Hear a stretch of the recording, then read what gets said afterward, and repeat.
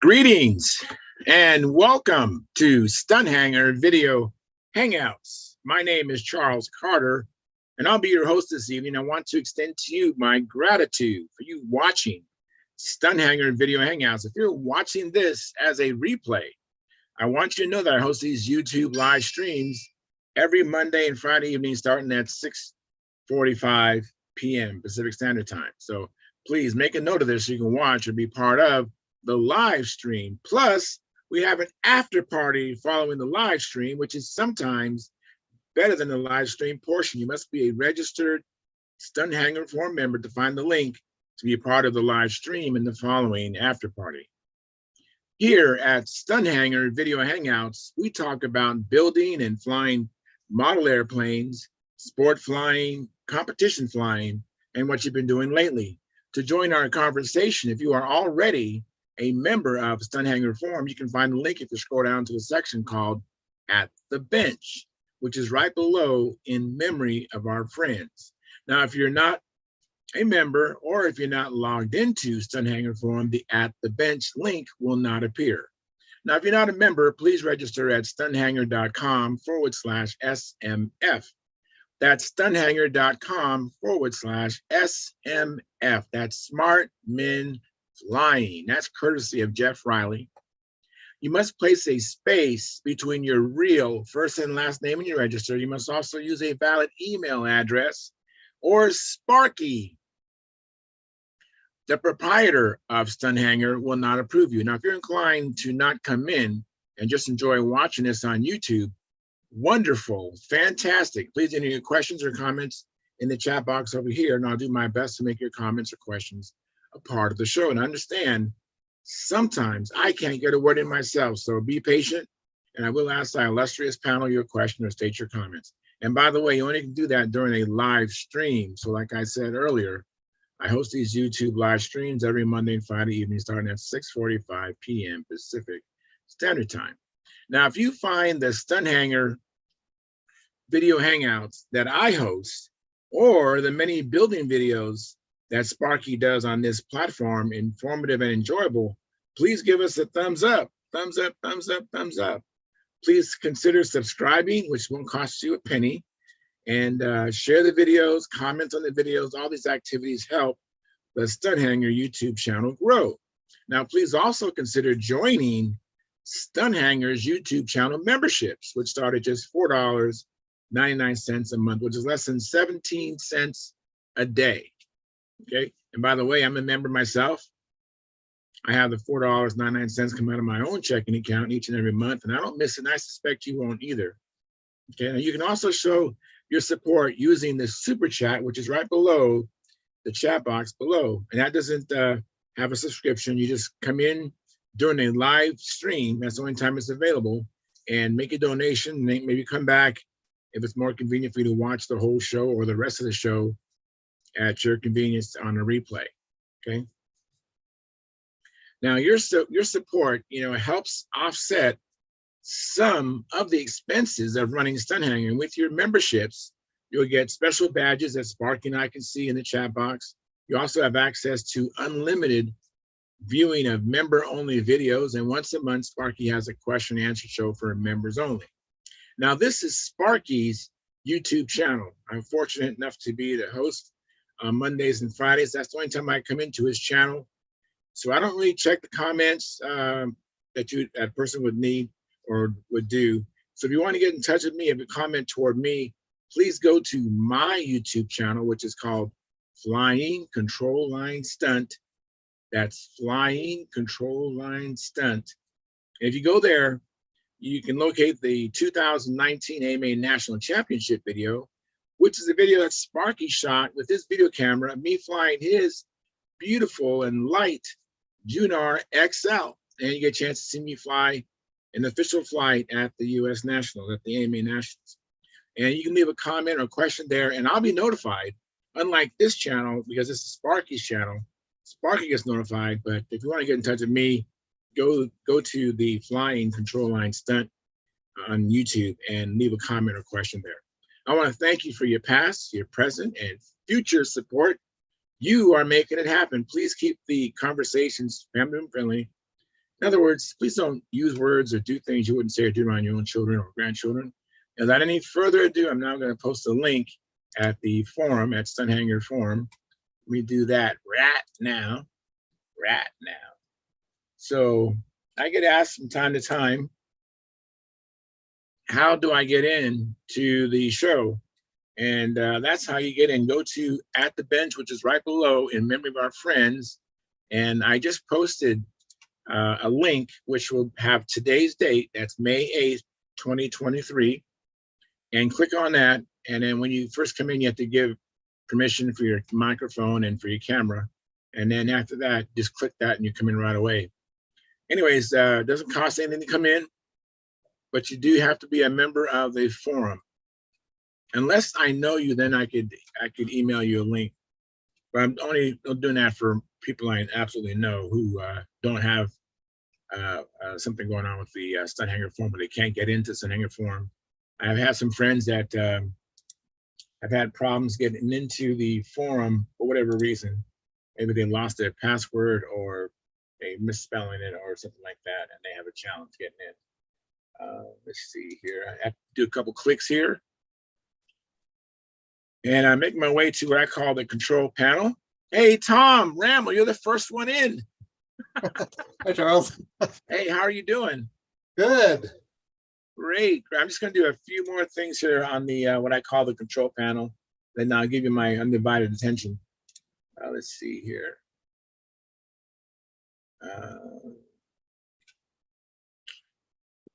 Yeah, usually the first one to give me a like. Hi, Keith. Hi, Keith Charles. Frost is in the house.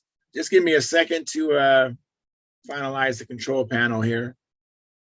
And, let's see here. Edit that. And let's see here.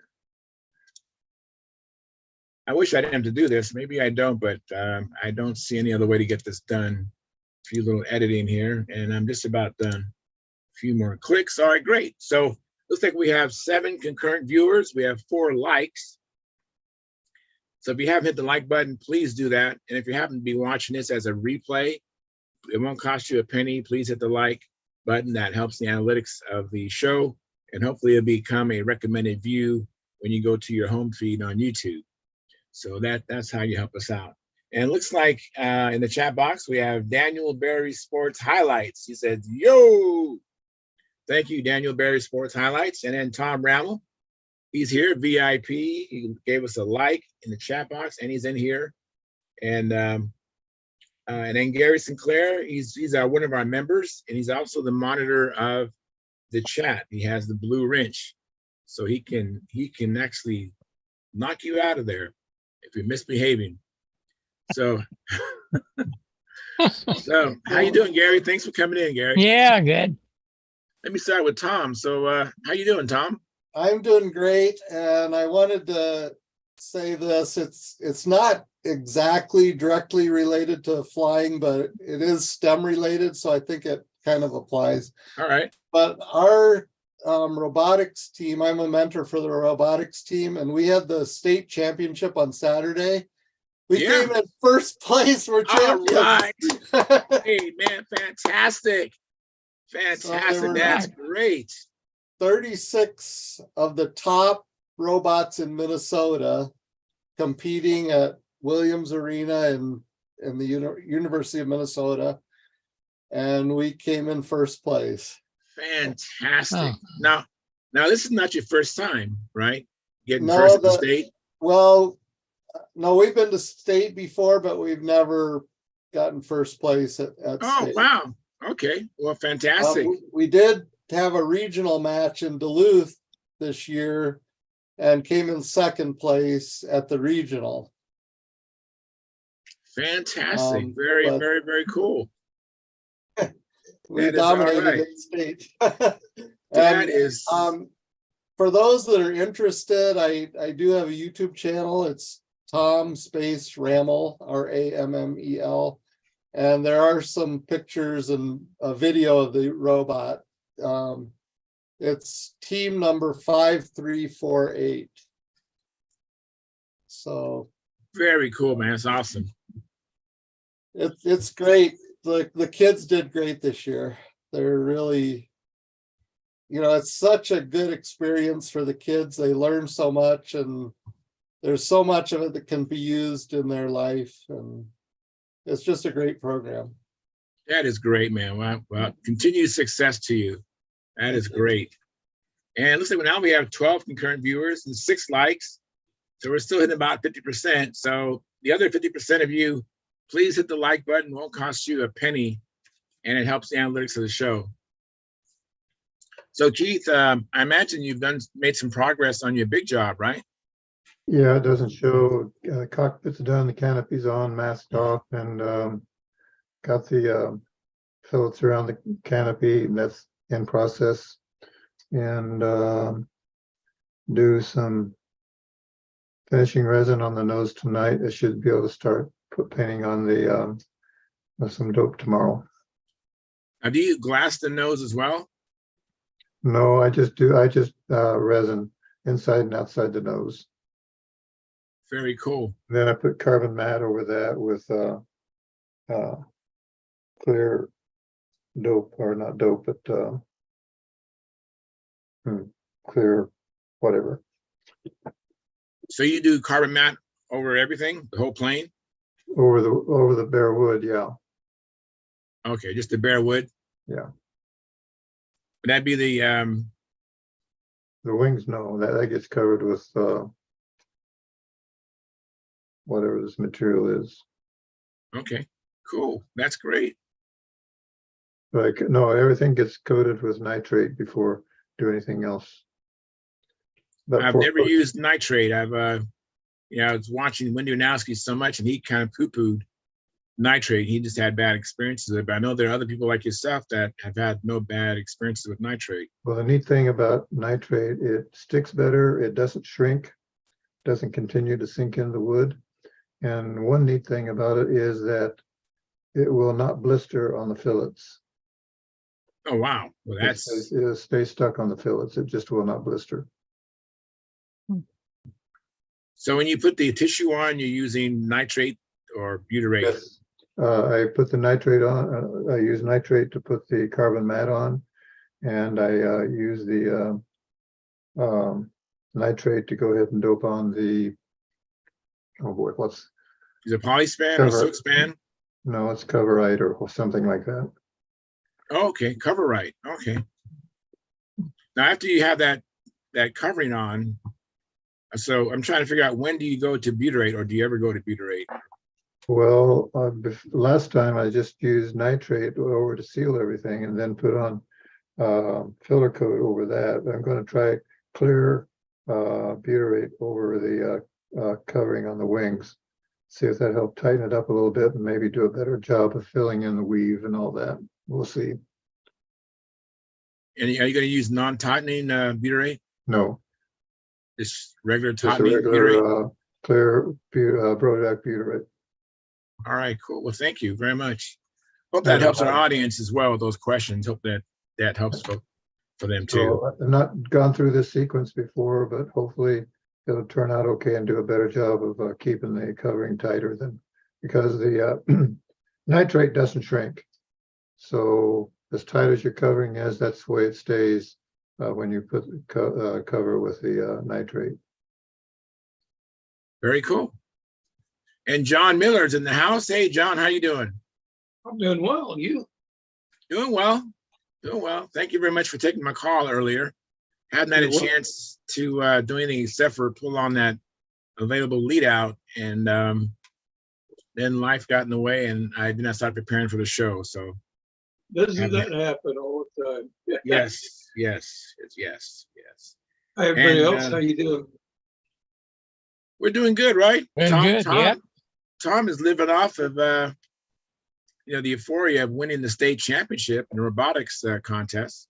Did you now? Congratulations. Thank you. Yeah, it's awesome. Oh, by the way, did you get any you get a plaque or a trophy? Did you get anything? Yeah, we got a trophy, and we got medals that you can hang around your neck with the medal. Wow, very cool. You have Very cool. pictures? Yeah, there's pictures on my YouTube channel. Just go to YouTube and type Tom Space Rammel, Rammel.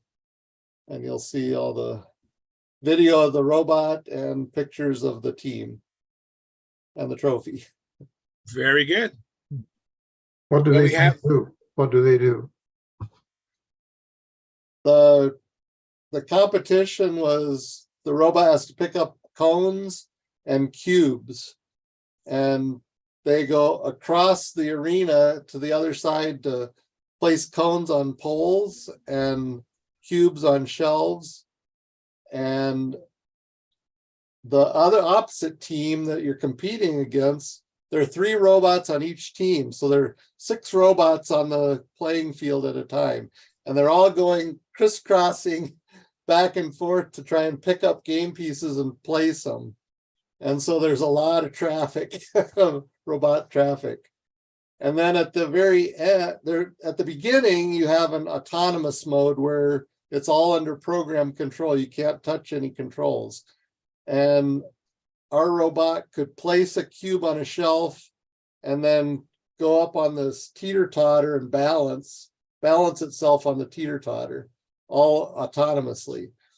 And then after that period's over, then the kids grab the controls and drive the robots back and forth, placing game pieces, which are cubes and cones.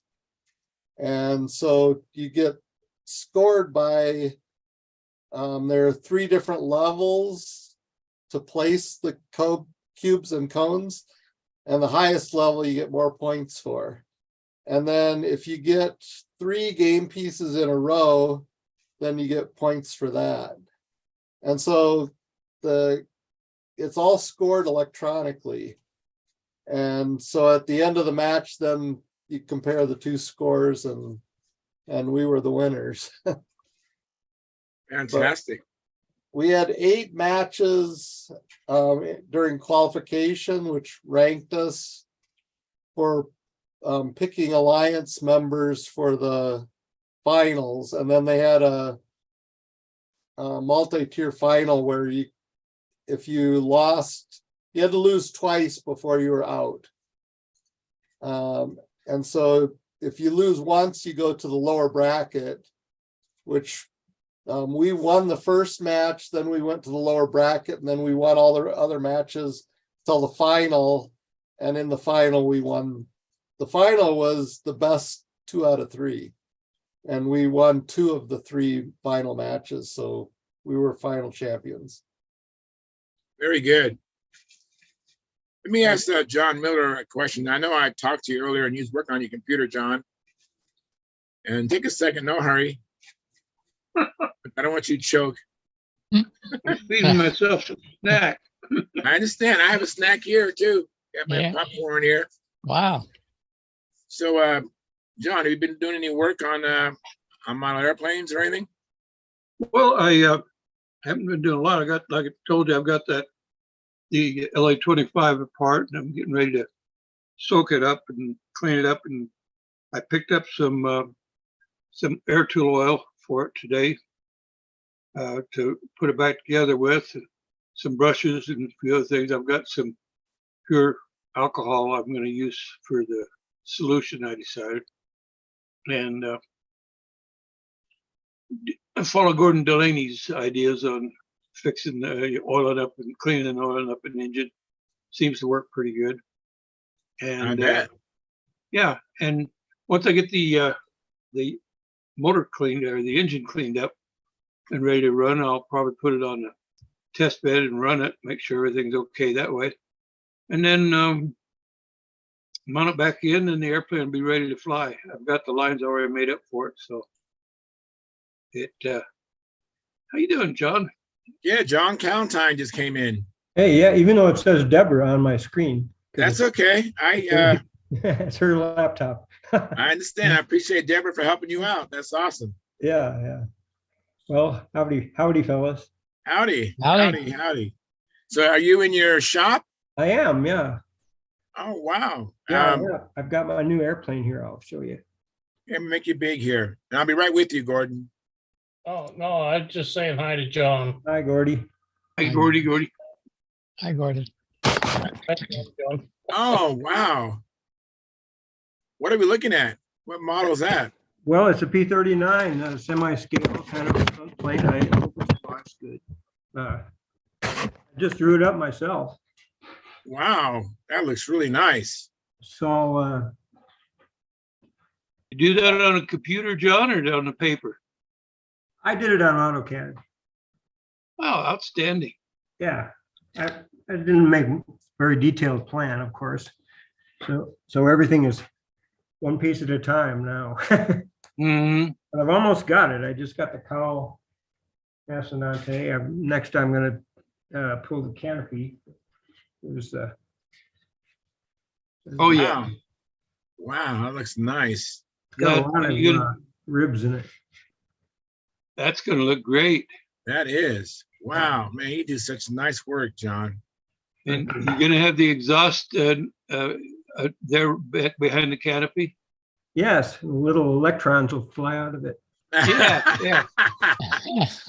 They can leave a little electron trails. I'm talking about the scale exhaust for that P-39 was back underneath the canopy.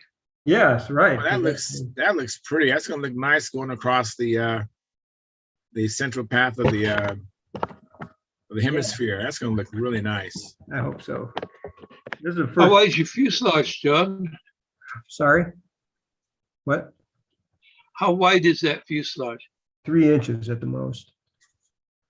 Yeah, And that's it's good. built, it's built like the Raby method with the formers just on a jig and then molded Yeah. molded parts around it. Really looks good. I'm just trying to do the flap fairings. It's got these big swoopy fairings, and so I was trying to remember how I did it on the Sea Fury. Yeah. It's looking good, John. Thank you. You always do good work, though. I think some bigger clamps.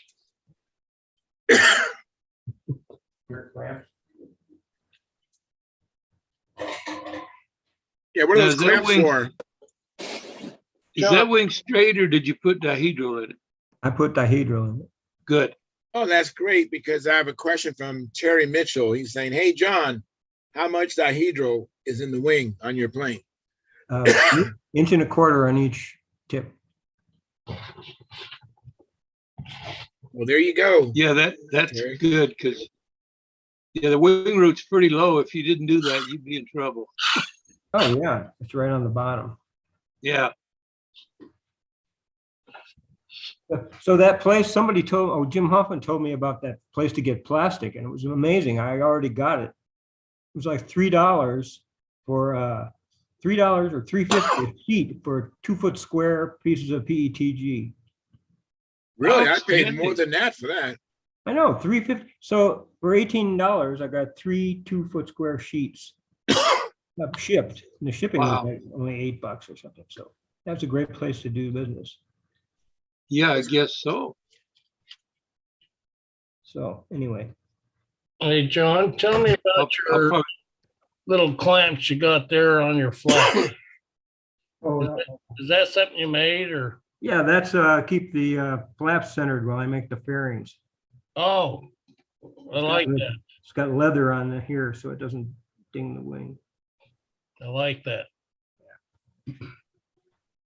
Thank you. And maybe I'll leave them on there. It might be aerodynamic. But that's a great idea. I've always been curious how to get the flaps centered and have the fairings also centered. Yeah, I missed it a couple times. Kind of embarrassing.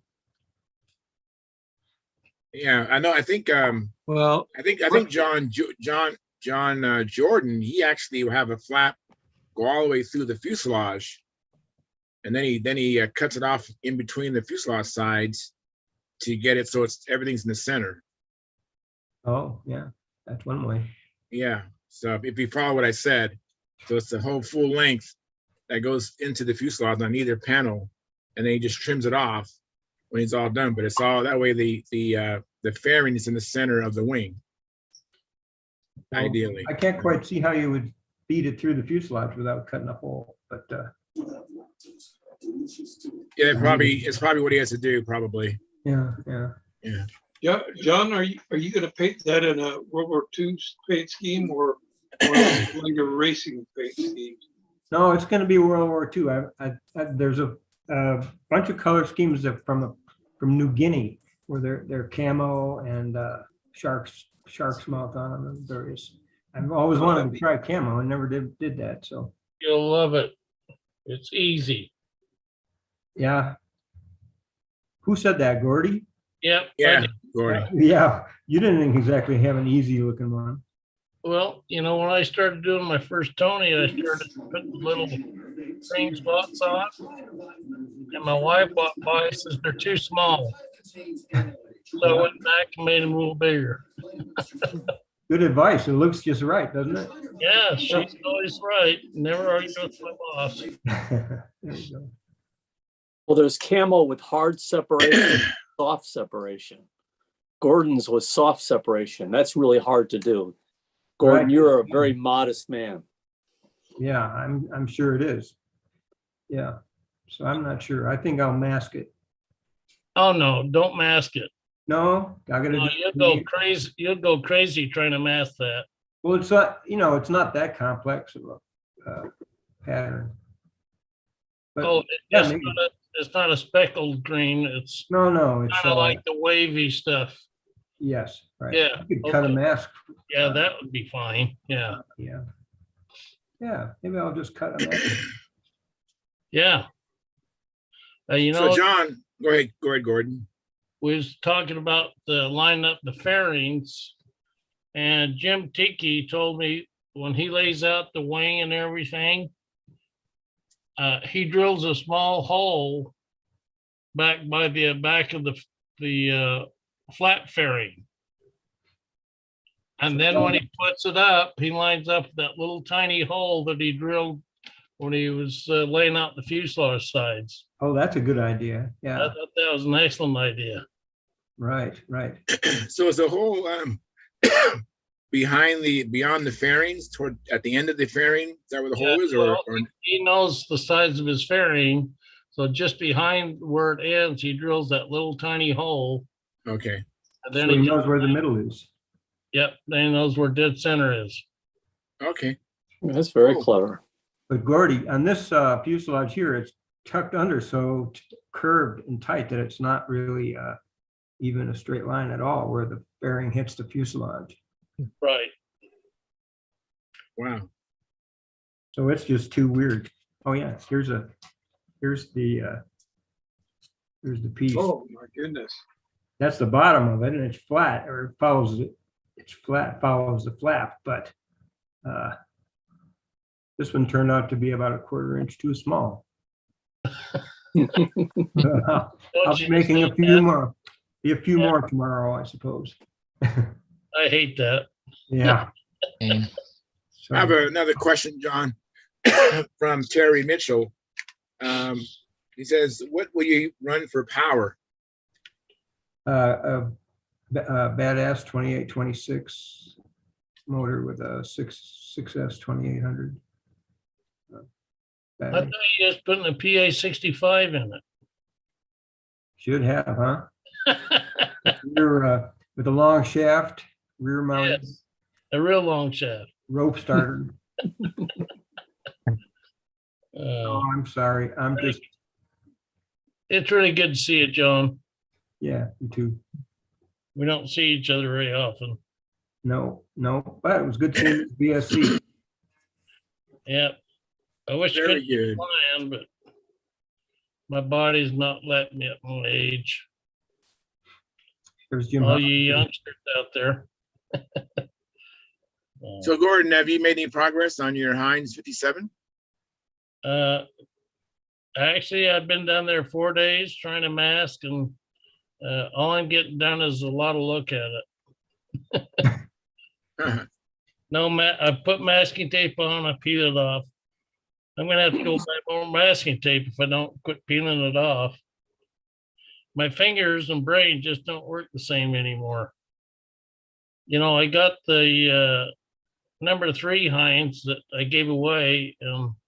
Brad Anderson brought it back so I'd have a pattern. Plus, I also have templates, but it just doesn't compute when I go to put it down with my hands. After I put that finger through the prop, there's just no feeling there. So when I'm trying to push, I push too hard, then I put dents in it. Then I yanked it off because I'm upset because of the things I put in it. So it's just been sitting there while I watch TV. So, but I do look at it now and then. Hi, Jim. Hey, Gordon, how are you? I'm doing okay. How you doing? I'm doing wonderful. Just fine. Just fine. How about if I fly you up here and you take that off for me? Oh, yeah.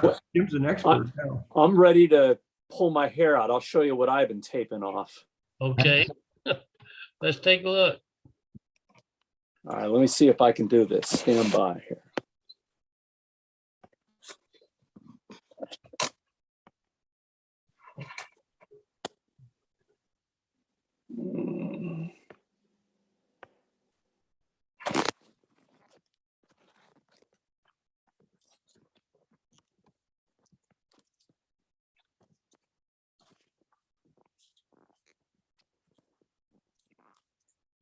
Okay. Oh, wow. Oh, cool. So here's what I finished.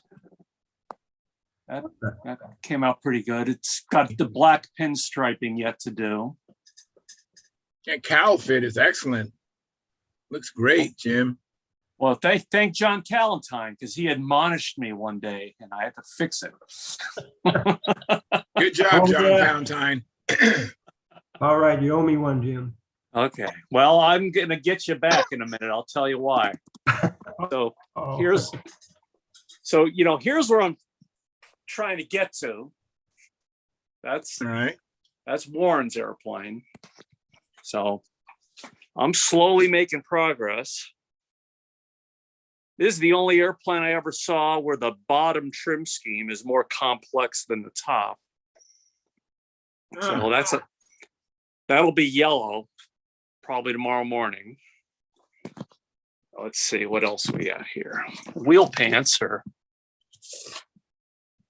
done pretty. except for the black edging.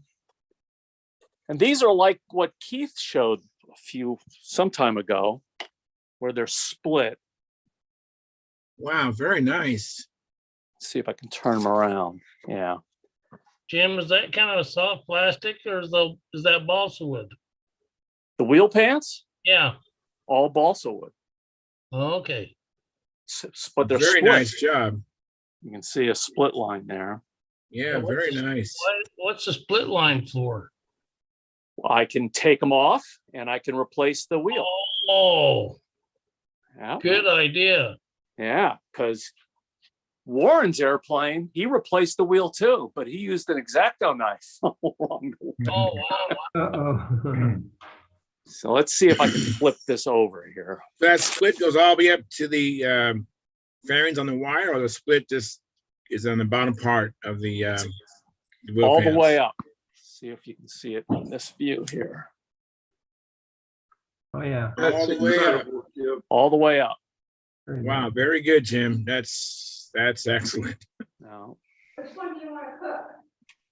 let me see if I can flip this over. Yeah, one-handed, that's not too hard, huh? Plane's light enough. So I got to do this yet too, tonight probably. Nice. Cockpit. Oh, wow, very nice. So, Wow, that looks good.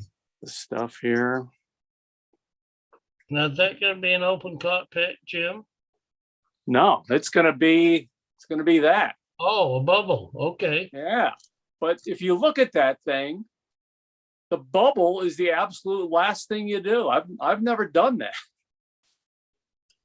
Well, why are you doing it that way then? Well, I said I would make a clone of Warren's airplane. And boy, do I regret that. Oh, So let's see. The other thing of the decals, I was able to make us had decals made, but they're very difficult to do. I'm frightened when I put them on.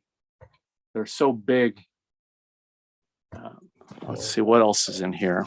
So here's the pilot guy. Oh, wow. that looks nice. That's also a clone. Remember when Bobby Hunt was looking for a pilot? I sent Yes. him the one. I sent him the one that didn't work out on this guy. Ah, No, is that made out of foam? That pilot? no, that's Williams Brothers plastic. Wow, okay. Remember these guys? This Williams Brothers stuff. Yeah, I have a Williams Brothers Tuskegee Airman pilot. I have two of those. Yeah. So that's what that is. So it's just two pieces of plastic you glue together and then paint it. Jim, could you do something for me if you get a few minutes here? Sure. Can you separate your wheel pants to see how you did the inside, or is that going to screw up your paint? No, it's easy. I can do that. Oh, thank you. That'd be great. All right. So turn me off and All right. All right. do that. We'll return back. In the meantime, let me welcome some people who have came in. Stuart Morrison, thank you for coming in, Stuart. Appreciate that. And of course, Jim Hoffman came in, and then Philip Bailey. Thank you, Philip, for coming in, and Mark Gerber. Thank you for coming in, and Stephen Magnelli. Thank you, Steve, for coming in. Appreciate that. Long time no Miss you see. guys. Well, good. I missed you. Yep. Well, when are we going to fly again? You tell me. I'm ready. I unscrambled my RC problem with the speed control, kind of. Yeah, maybe you can show us what you got, what you have going on. I remember there was a guy who, we've had a lot of people come in and out of the show over the years. In fact, I've been doing it for almost 3 years, but before that it was Rusty. I remember a guy who actually was working on what you have, something similar to what you have, where you use an RC car controller, and he did something similar to that, and I don't know how that worked out for him. But I actually seen yours fly, so I know it works. Yeah. Well, it did and it didn't. I mean, there's a problem with, car speed controls and airplane speed controllers are really different. They have a brake, and the throttle channel, the midpoint is about, I don't know, about 1.5 milliseconds. So the problem is, if you lose control of if you turn off the transmitter, the receiver goes to half speed, which is off for a car controller, but it's half throttle for an airplane controller, which is not good. So I think now that I kind of like it, I'm kind of thinking about doing some 3D printing, making something fancier and smaller, and use a different kind of electronics so that I can, I can get exactly what I want. I just want a proportional throttle, and really that's about it. Well, Tom Rammel at the Nats, didn't you have one, Tom, an RC controller? I have to unmute myself. Yes, I did. What I did is I redid the cam inside of the controller for the throttle control so that it was you had the full motion of the throttle. Yeah, I did that with the too. trigger. But what the problem is that if you accidentally turn off the transmitter first, the receiver goes to half throttle, which is not good for an airplane. It's okay for a car because that's off. There's the forward half of the throttle channel is brake. So I don't need brake, neutral, full. I want, like you say, I mess around with the cam to get the full travel, but and I finally got it working because the stupid thing has got directions in Chinglish, and I basically outsmarted myself. I took away the wheel pot and I put just a pot in there. So part of what enables the endpoint adjustment has to do with those controls I no longer have. So I kind of outsmarted myself, but I figured it out. I got lucky. Just you hold this down while you turn this on, and then you jump up and down 3 times and turn this back off, and I finally got it proportional. Mhm. Except for the Very- fact I'm gonna have to make damn sure that that the airplane gets unplugged before I turn off the transmitter, or else I'm in trouble. Well, thank you, Steve. And Steve, by the way, to answer your question, hopefully be flying Friday. Okay, haven't checked the forecast, and so let's definitely hook up Friday and give me a call if I don't reach out to you. okay, yeah, I'm itching to try it again because I moved the lead outs back a little bit, try to get a little bit more line tension, and now I have pretty much a proportional throttle with the thumb, so I'm eager to try it. All right, good. Yeah. Good, very good. So you ready, Jim? Yeah. All right, let me make you big again. Okay, so Oh, wow. So here they are. Let me get something to point with. So on this side, you've got a through hole, and it's all lined with either carbon or aluminum tube. That's a idea. through hole. And on the other side, there's a number 2 or 3 blind nut, and that's what holds it together. It's pretty crude really pretty crude what I've got. That doesn't look too bad at all. Looks nice. How do you key it to the All landing right. gear worm so it doesn't twist? All right, here we go. Notice this slot here. It's got Yeah. 3 pieces of wood, and there's a hard stop right there. Okay. All right. See that? See how that looks? Yeah. Okay. So let's go over to the airplane. There's the wire. That's probably a temp number 10. And mounts like that. Can you see that? Yeah, I see that. Okay. And that locates it every way but rotary. And what I'll do is I'll just RTV it in when I'm done. And that I've been doing that for years. That's always been fine. You've got a lot of surface area on the strut for RTV. And that's how I'll retain it. How thick is that wire you got going down? It's 1/8 inch music wire. Oh, it's 1/8 inch also. Yeah. And it's permanent. I don't think I have an airplane in the house where the landing gears in there are permanent, but there they are. Wow. Oh, That's pretty slick, Chip. well, thank you. It's not light. It weighs, one side weighs 1/2 ounce. So it's 1 ounce for the pair, which that's a lot, I think, but that's the airplane. Very nice, Jim. Great. But I like that it's serviceable. You can change the tire. You can get to the axle. You can do a lot of things. You could fly it without the wheel pants if you wanted. Right, Is right. it electric, or is it going to be fuel proofed in all those nooks and crannies? This is a glow airplane. Okay. So, the outside of everything will get the clear coat. You know what? That's a good idea. There's dope on the inside of this. I'll maybe shoot a clear coat of some urethane. That's a pretty good idea. Yeah. You don't get much on the wheel pants though, but yeah, that's a good idea. Maybe one of them. You get it everywhere. I can't stand that stuff. You get it everywhere. No, you don't. You get it on your clothes, you get it on your hands. Yeah. So Thank you very much, Jim. That looks great. It's gorgeous. Great info. Hey, Jim. How Yeah. are you gonna do that black pinstripe?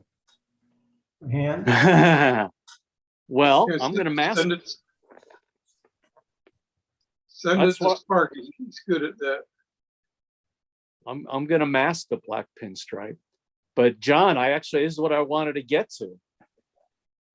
There's a bunch of spray masks that you made, Yes. and I'm about to start using them. Oh, I'm so excited. Well, did you save the files? Yeah, sure. Good, because I'm gonna need more. Shrunk up? If Yeah, I'll show you why. Okay. Oh, it takes multiple applications, right? Right. Oh, yeah. Like the black pinstripe against the yellow takes a second mask. Oh my God. All right, no problem. So Just stand by. Yeah, let me know what all you need. Yeah, I'll send you an email with, because there's yeah, I'll send you an email with the stuff. Say, I was talking to Warren yesterday at the video, and he told me this was designed by a 15-year-old kid, that trim scheme, and built. Really? Did you know that? No. But I did meet Art Pulowski's son at Whittier once. That was him. Yeah. He was Well, 15 when he did that. yeah. And I showed him a picture of mine framed up and Warren's done. Uh-huh. And he said that's exactly what his father's looked like. Cool. So I think there's been 3 ever built, all with the same cockamamie trim scheme. Only he knew. Wow. Fantastic. Let me introduce or welcome Dennis Adamison and Caffeine. Thank you, gentlemen, for coming in. Appreciate it. I think, see here, so Stuart, what you been up to as far as, I know you're flying your tutor and you're building your twister. What's been happening with you? Crashing my plane again. Oh, what happened? Got buried. The whole engine got buried in the mud. What happened? What was you doing? Oh, I was doing the vertical 8, and I kind of missed. I don't know what I did, but it went in. Knocked So you kind of pancaked it in? Straight in, pretty much. Straight in. Okay. It just Okay. broke the nose off, and I think I can glue it back on without too much problem. So I got kind of lucky. The ground was soft, but it literally pretty much buried the engine. Yeah, I've done that before. Just a big wad of mud on it. But we got So a lot you had finished the top loop and you're just coming down to the bottom loop? Is that what yeah, I think that's where it happened, and I just didn't give myself enough room. You know, when you transition from the top loop to the bottom loop, it's so important that you move your hand down. You can't just give it down, because when the plane gets below your hand, you lose the input. Oh, Ask me okay. how I know. I won't ask. I crashed my Fantarized twister at least 2 times doing that. I crashed another plane, and a friend of mine explained to me what I was doing wrong, because I had no clue.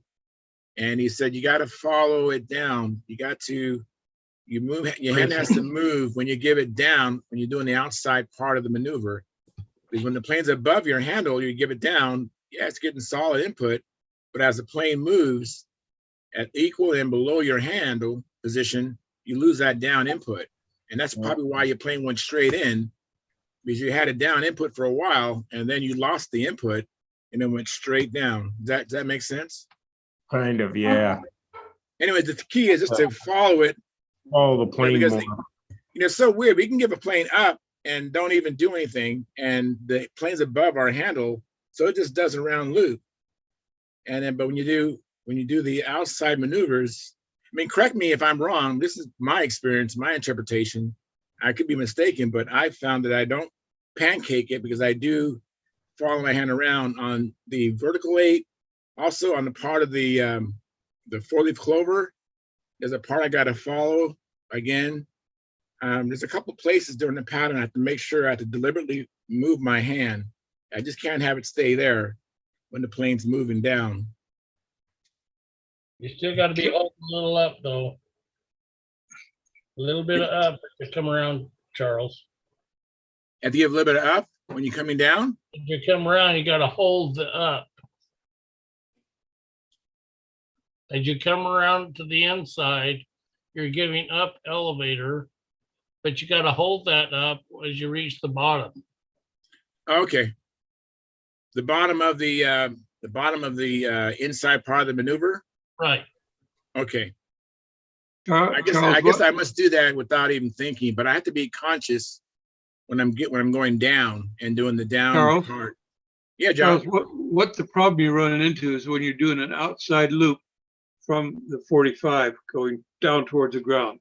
Correct. If you're at normal flight level inverted and you do it, you've got no problem. Okay. Correct. It's when you're at the enter the outside loop from 45 degrees, like in the vertical 8. Right. And that's when you have to keep, at least me, I have to keep my hand moving when I'm coming down. I tend to do that too. It saved a lot of my planes. Anyways, yeah, it's just something that I learned through crashing, and a friend pointed it out to me. It's a hard schoolmaster. Yeah, it is that. And let me go on to Mark Gerber. So I know that last time you showed us some beautiful images of the Bearcat, but I don't think the control surfaces were mounted back then, right? You want to see some more? Yeah, please do. See some more. It's a beautiful plane. And not to ignore the guys in the chat box, I'll get back to you momentarily.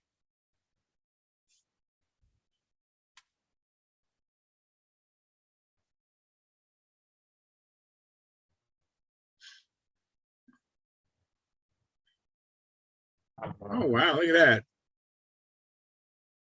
This is what it looked like last week.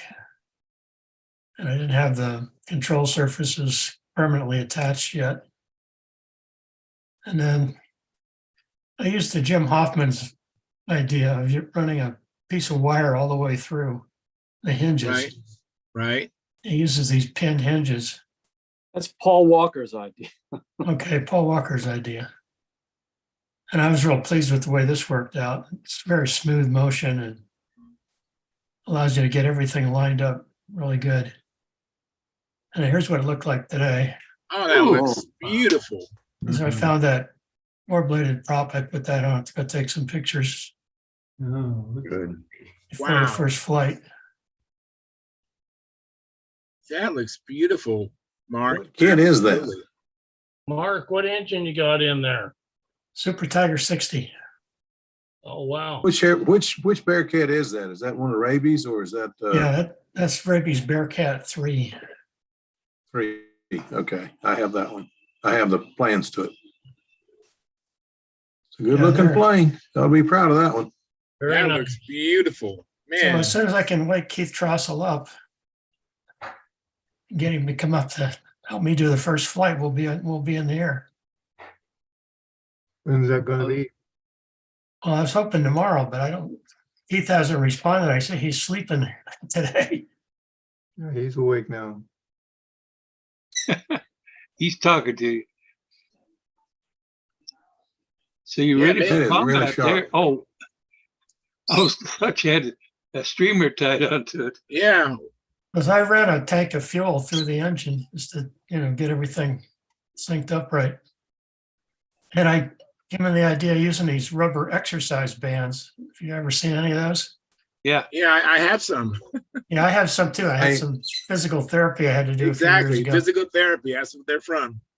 So it's a really nice way to secure the airplane without damaging the finish. Be careful Yeah. of that though. I've had one break. Well, yeah, you got to look carefully at them. Don't. Yeah, I've I've had a I was break too pulling while I up was this way, exercising. and one of them broke and about took my glasses off my head. So be The, careful of that. I just got a new phone and the camera literally almost stopped the propeller. It's running here, Wow. It's running. Wow. Yeah, you can see the propeller pretty clear. but I got an iPhone 14 and man, Fast lens. that shutter is fast. No kidding. Yeah. So I Keith, just- when do you want to fly it? I'm not gonna fly that thing. When do you want to come up and do the first flight? Whenever you do it. How about Wednesday morning? That should work. Okay, I'll text you with. Okay. Mark, Yeah. how much is that weigh? It's about 62 ounces with tip weight in it. Oh, that's great. No, right now I've got an extra ounce and a half in the nose just to be safe with the 4.5 balance. once we get it in the air, then I can start seeing how the balance is set up, and I think I can take a lot of the tip weight out of there Beautiful using stuff. the fishing line line lines.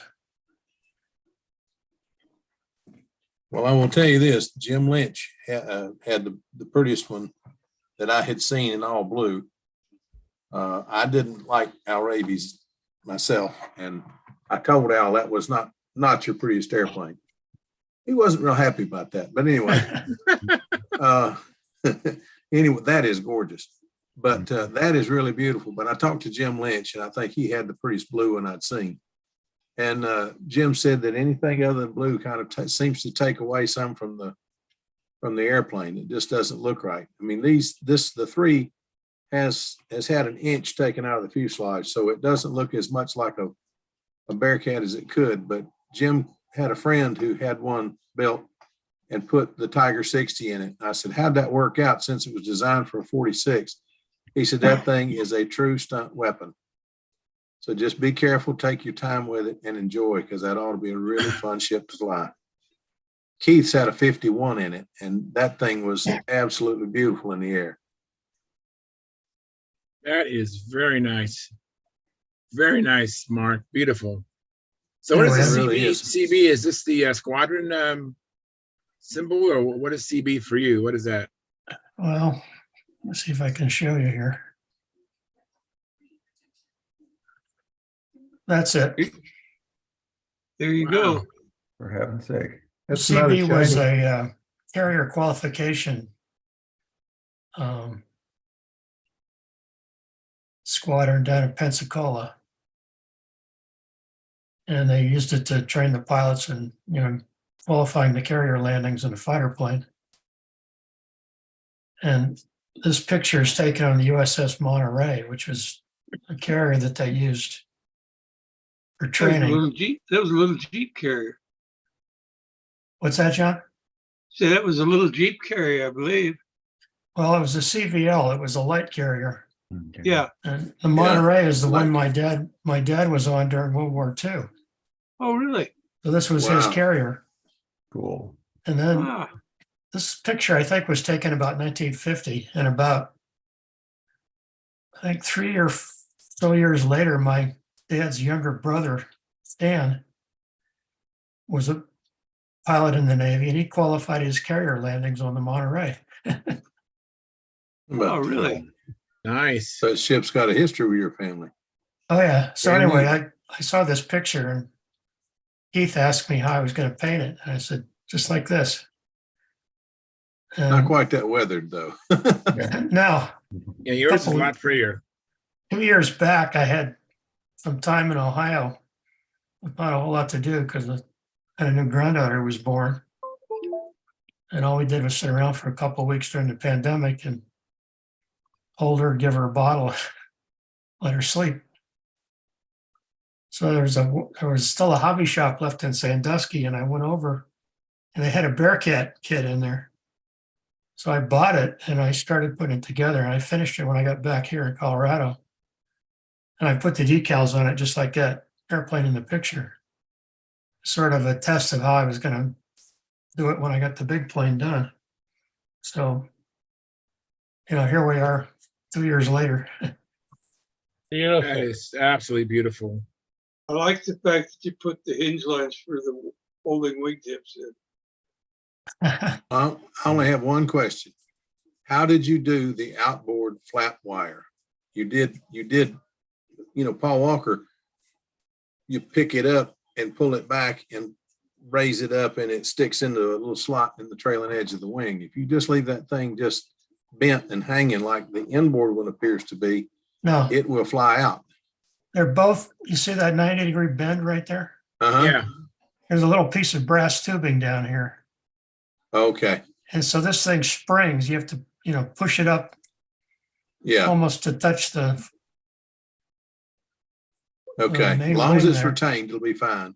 yeah, and then it'll snap down into that hole. And that's what holds Okay. it from sliding out. We Very had a guy nice. here that tried to do that, and he was telling me, well, you're doing it on your what was it? Impact, I think, was done that way. And he did it on his. I said, yeah, but mine slides up and pops into the trailing edge of the wing. That don't. And sure enough, about 6 flights in, we saw the wire come out, and then the flap came off, and the rest was infamy. Yeah. Hey, Mark, I'm noticing that where the pilot would step down onto the wing. How did you do that treatment where it looks like it's anti-skid looking? Or is Well, that just a reflection I'm seeing something else? It's all class coat. And I can maybe zoom into that. I'm not sure. Well, it's all class coat, and the main blue color is a class coat glossy finish. As you can see, it's Glossy sea shiny. blue. And this is the semi-matte. They have a black color that they call it satin. And then I used the semi-gloss hardener with it. And that's what you get. It's not totally flat, but it's getting pretty far toward that. Beautiful, Mark. That's Looks like amazing. it looks like a real new airplane would look. It's really nice, Mark. You did good. Yeah, that's Thank you. nice details, nice touches like that. No decals. These are all painted on. Nice. It's beautiful. Did you mold your canopy? Did I what? Did you mold your canopy? No, I got that one. Keith put me onto this Park Flyer Plastics company, Oh, wow. and they make all kinds of canopies. And they make this one. It's not quite scale, but it's really close to a Bearcat. Very close. They sell it as a Bearcat canopy, and it was the right size and everything for this project. So I just used that. Now, where did you get that again? Tell me one more time. Arc Flyer Plastics, I think they're called. Art? AR. Arc. Oh, Park, P-A-R-K. Flyer, like, they make all kinds of little parts and stuff for small RC models. Is that the place in Texas? I'm not even sure where they are.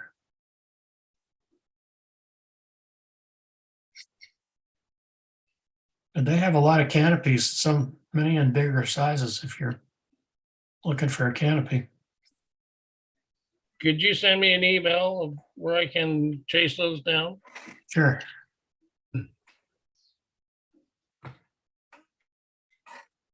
Very nice. Let me read some, I'm sure there's some questions about your plane. Let me see here. Let me just catch up. I'll just, so Terry Mitchell says, hey guys, Terry Mitchell here from Oregon. I'll be watching tonight. Then George Bernard says, hi to all and happy flying. And then Terry Mitchell went to ask Keith, what is the wingspan and the projected weight on your big job? Oh, big job. Yeah. It's, I think 58 inches. And the last one weighed 49 ounces. Wow. Very nice. And Jonathan Carradas says he's a member of our YouTube channel, and so is George Bernard. Thank you, gentlemen, and so is Gary Sinclair. And so Jonathan Carradas says, hi, you guys. Just watching today, Auckland under a state of emergency because of heavy rain and thunderstorms to come. Well, take care. Be safe, Jonathan. And then Dennis Adamisson is also a member of our YouTube channel. He provides us with a like. Thank you, Dennis. Appreciate that. Then Jonathan Carradas went on to ask Stuart, I thought I saw a spinner and prop pop out of my backyard down here. So he's referring to Stuart making a lawn dart with his airplane. So Jonathan Carradas in New Zealand, he swears he saw a prop and a spinner pop up in his backyard. Let's see. Now that's a wicked sense of humor there. That is funny. And then I see Philip Bailey gave us a like. Thank you, Philip. VIP there. And then Jonathan Carradas says, I'm speechless. I'm in love with Mark's Bearcat. that plane is on a new level. I agree.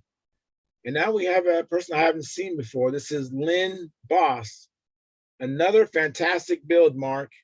Hope I can see it fly sometime. Best of luck on your first flight. Lynn Boss lives here in Denver.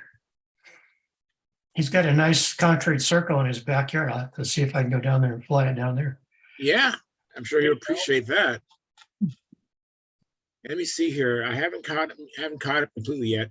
So Dennis Adamison, how you doing? What's been happening with you? You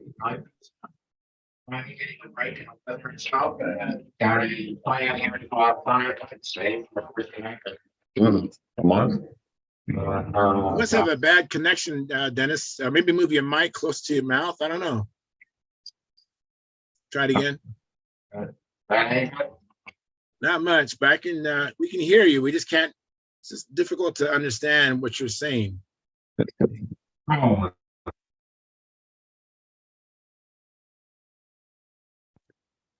that any better? Yo, yeah. Yeah, fantastic. It helps when you plug in the little USB dongle there. Okay. Thank you for fixing that. All righty. So yeah, we're looking forward to flying on Wednesday. Going to meet Larry and Wes and Todd Gunder, and we're going to meet out at our field and try to get caught up. We haven't been able to fly for several weeks now because the weather has been so bad. But it's getting stable and it's getting warm out, and we're tickled to death to be able to get the chance out there. So what do you plan on taking out with you? Yeah, in the meantime, I've been, just mowing the lawn and, all those joyous things. But anyhow. Now, what airplane you going to take out? What plane you going to take with you? I'm debating right now. I'll probably take out the Mobesk because I want to try a couple of different lines on it. I've been using the 50-pound Max Quattro line on it. And I got some new lines, some 65-pound Spin 5 from Finn's Fishing. And I'm anxious to try that out. It's actually just a little bit larger, heavier strength and stuff. And I'm going to try it to see if I've been, I'm not aware that I've had any issues with stretching or anything like that, but I just want to see if the heavier lines have any different response in the, whether the 65-pound lines respond differently than the 50-pound lines did. That's all. Joe Mata, you provided him with a set of lines, and he's been flying the Banshee with I think it's a FP40, but he's considering maybe just shortening them a foot. So I told him I thought it was a modified surgeon's knot that he should use. Is that right? Yeah. Okay, so Joe, if you're listening, a modified surgeon's knot, and go to the thread on Stunthangar Forum. Exactly. There's a thread there where you can do it. 1 foot isn't an awful lot to change. I think those lines they sent them was 60 feet. They ought to be awfully good for that, but no matter. So tell them to get some line and tie up a new set, because if he ties them shorter and he doesn't like it, it's going to be awfully hard to tie them longer again. So true that. Yeah. So yeah, he's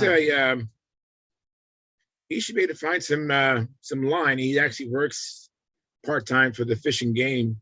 So how perfect. You have no problem finding some more line. Gracious.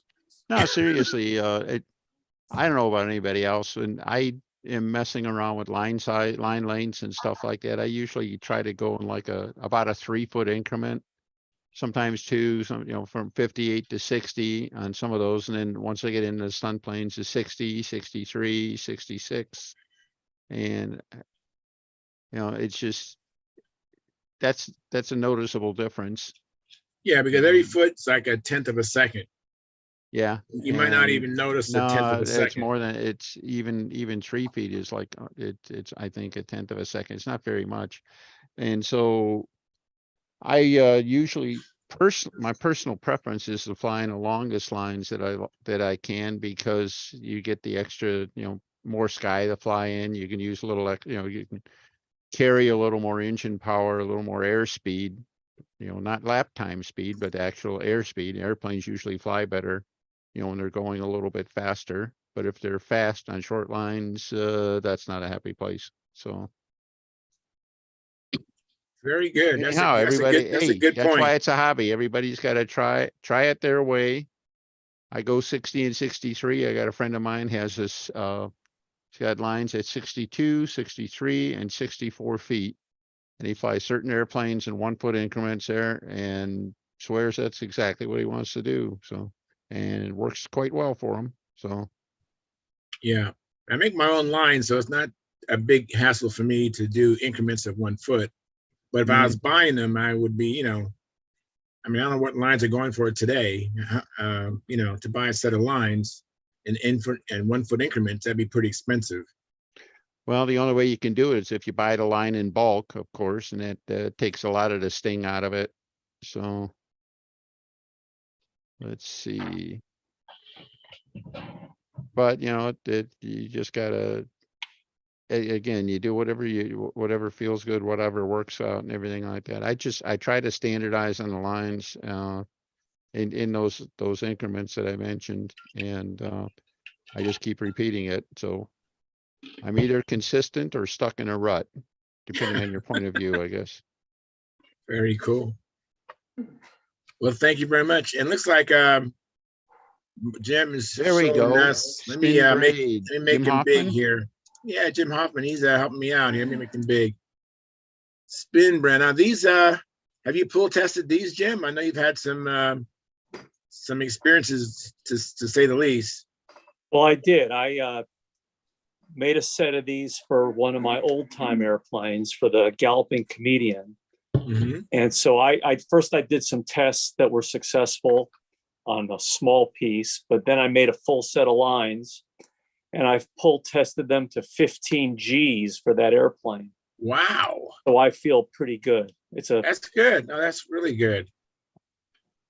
That's fantastic. What does that airplane weigh? Just out of curiosity, because I have one I'm getting ready to build.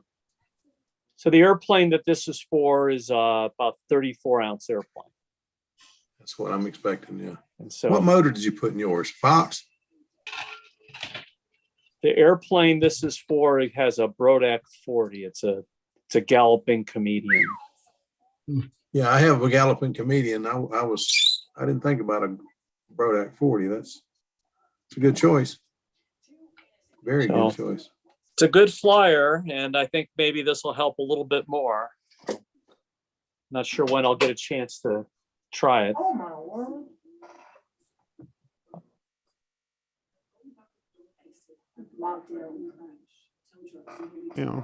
And Jim, that's the same line I got. I haven't had a chance to fly it yet, so it's one of the things I was looking for. So it's blue. Better than green, but not as good as yellow. Yeah, blue. Yeah. I got a blue and a yellow in that. So blue skies and yellow grass, I guess. Yeah. So. But I've played with some different knots in the sheathing, and that the Mike Stinson modified surgeon's knot is as good as any, probably better than the others. Yeah, I know a guy he used to be in the chat. We haven't seen him for a long time. Dick Imhoff. He ties a beautiful what's that? It's not the surgeon's knot, it's the I'll think of what it is. He does a beautiful job with it. And he's the only guy I've ever seen using anything but the surgeon's knot, and it works wonderful for him. I'll think of it in a minute. So, all right, Charles, I'm going to do a quick share. Oh, well, okay, go ahead. You go ahead. Go ahead. If you have a share, it'd be great. And this ought to look familiar, Charles. I sent this to you, I know. Yes. This is my my chart of lap times and line lengths. And across the top here is different line lengths, 35, 42, 52, which, basically what you use on small stuff. 57, I might use that on a Ringmaster class airplane, 57 or 58 feet. Then 60, 63, 66, and 69 feet, all right, which is Right. kind of hard to achieve. And let's see what I did here in a box, 60 miles an hour. For example, that's about what we normally fly a stunt plane at. If you do if you're on, 52-foot line, 60, 60 miles an hour is a 3.7 lap time, which is a little fast, right? Right. You go to 57 feet and well, it's 59.6 miles an hour just a tick. It's 4.1. And then you lengthen it from 57 to 60. You go from 4.1 to 4.3, so 0.2 of a second there. And from 60 to 63 goes from 43 to, or 4.3 to 4.5, and so on. So yeah, it's about 0.2 for 3 feet. All right, or 1/10 for 1.5 feet.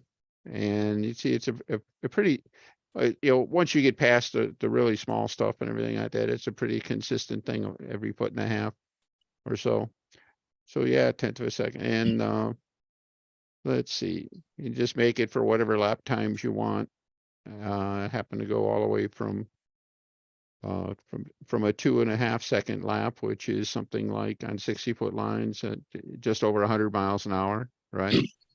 And that's in case I ever build another combat plane or something, I'll need to know that.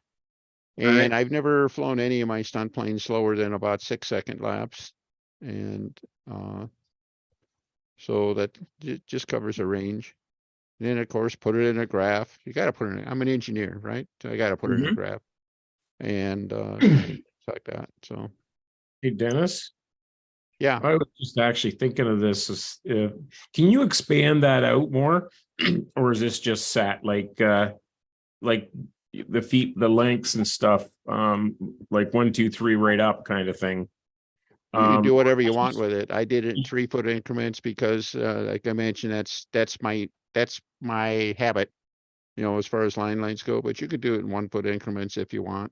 Is it a program you have to do that, or? Yeah, this is on an Excel spreadsheet. So Okay. Yeah, I'd like am to I going to get get an assignment out of this, Stuart? So you might. I have to find, I sent a copy to Charles and I think I changed it a little bit for him. I think I took out some of the small lines and whatever. I'll have to see if I can figure out where the heck I put that one. But yeah, okay. I kind of wouldn't mind something like that for reference too. Just I don't know if I could get a copy of it, if you could email it or something. Yeah, I could email it to you easy enough. Actually, what would you like to, do you have Excel or I could just save it as a PDF and send it that way and you can. Yeah, send it as a PDF because I've got an Apple, so I haven't got the Excel. Yeah, if I send it as a PDF, I mean, it's if it's all just charted like that and everything like that, you can just read the chart. But yeah, that'd be fine.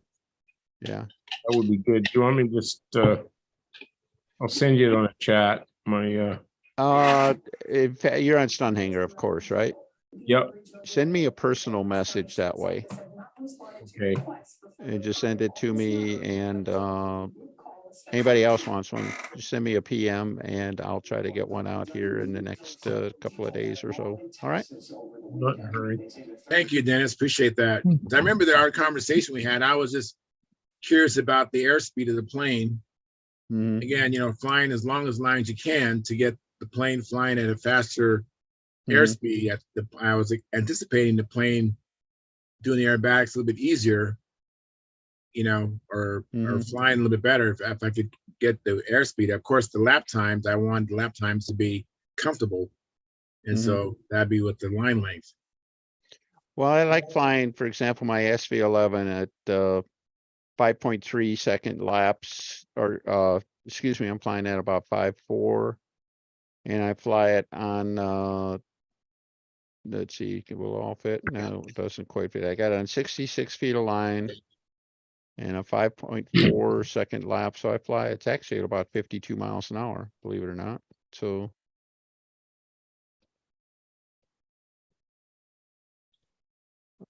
anyhow, that's where it goes. Thank you very And- much. Okay, no problem. Thanks for asking. And looks like Lynn Burrell came in. Thank you, Lynn. Hey, coming all in. right. guys. And also I forgot to mention Cha-Cha came in before that. Thank you, Cha-Cha, for coming in. That's And let me get Caffeine a chance to catch us up on what he's been up to lately. Hi. How are you guys doing? Doing good, Caffeine. Good. Yeah, I practiced on last week and yeah, I have found my perfect engine run for my Vector finally. That's good to hear. Yeah, the engine run on my Vector is perfect, but on my Cardinal I still need to do a lot of trimming process, trying different sizes of props and lines, I guess. But yeah, I'm getting there to be able to set my engine properly and to fly better and better. And then yeah, I on last weekend also I finally flew more of inverted flying with more confidence for sure. And then yeah, beside the normal inside loops and lazy eights that I'm currently learning. And for wing over, I haven't gone into reverse wing over, but I'm trying to make the corner sharper on the wing over. So yeah, that's pretty much what I did on last weekend. You're getting some flying in too. That's great news. Yep. Very good, Caffeine. That's awesome. Yeah, I also talk to some people over last weekend about getting the needle setting on every flight day after day. And then it's normal to readjust very minimum on each flight, because there will be some temperature changes, air density, and so on. So if it's from what I learned, a small adjustment is fine, but if you need to do some more than 3-4 clicks, quarter of turns to get to the desirable RPM number, that means there will be something wrong with my engine. So yeah, that's what I learned during the weekend. Mm-hmm.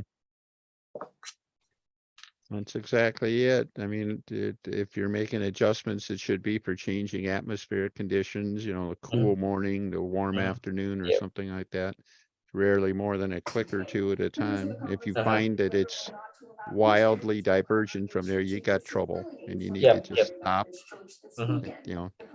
Look for dirt, look for leaks, something like that. So but I'm just the electric guy, so don't quote me on any of that. So yeah, I was Get also rid of that shit and get an I was electric. also talking on last Zoom session, the option of going electric. But yeah, we'll see. I will eventually have some of my plane converted to electric, I guess. Say it isn't so. well, hey, now that you got it working with glow, why would you want to mess with electric? So work hard to get there. Yeah, but not in it's not gonna be near, it's not going to be near future, but yeah. Cool. Let me interrupt here. Jonathan Carradas had a question for Jim Hoffman. I want to catch him before he leaves. He says, Charles, what did Jim test out those 50-pound lines to? He missed that bit because he was telling his wife that he's in love with the Bearcat. Don't look for that again. So So go ahead, Jim. What was All right, the, so I think the question he's asking me is what load, what pounds did I pull it to? So I was looking for 15 G's for that specific airplane. But the tests, what I do is I make small samples up and I test them to failure. And on this 50-pound stuff, I'm failing them at about half, about 25, 27 pounds. And that's been my experience on all this Spectra stuff. all right. And oh, by the way, our braided cables don't make it to their rated levels either, but they do better. Thank you for that qualifying. Appreciate that. And it looks like Clint Brooks is in here. Hey, Clint, how you doing? Yeah, I'm on. It took me a while to figure out that huge link you sent me with the passcode and everything, but I finally figured it out. Yes, thank you very much. I appreciate that. Okay, And, thanks for inviting me. Oh, absolutely, Clint. And Clint, you are, oh, hang on. Garrett Gordon, are you trying to get my attention, Gordon? Yeah, I just wanted to ask Mark Gerber if he had my email. Did he leave? No, he's still here. He's communicating on his device there. Well, hey, Gordon, I that website for Park Flyers, you can just find it on, I think, Park Flyer Plastics. They're in Texas. Just do a search on Park Flyer Plastics and you'll find it. okay. They've got dozens of canopies and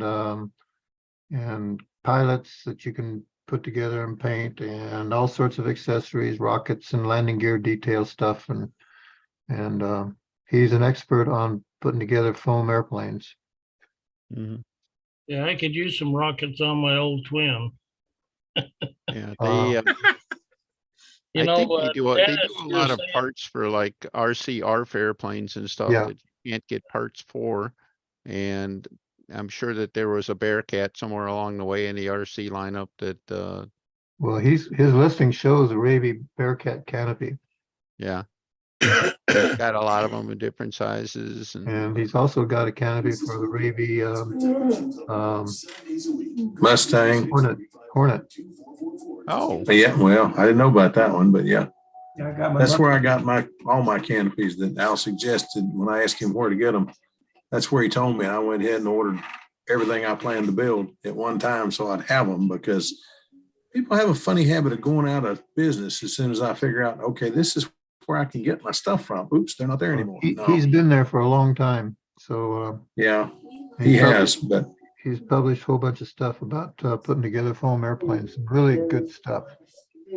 He's got a book on building with foam. It's worth getting just for looking for ideas, things you'd never think of that you can use. okay, I'll try to order building your one. own airplanes. It's worth getting.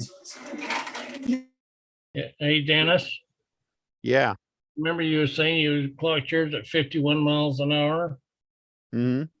My big old twin, what was it, 100?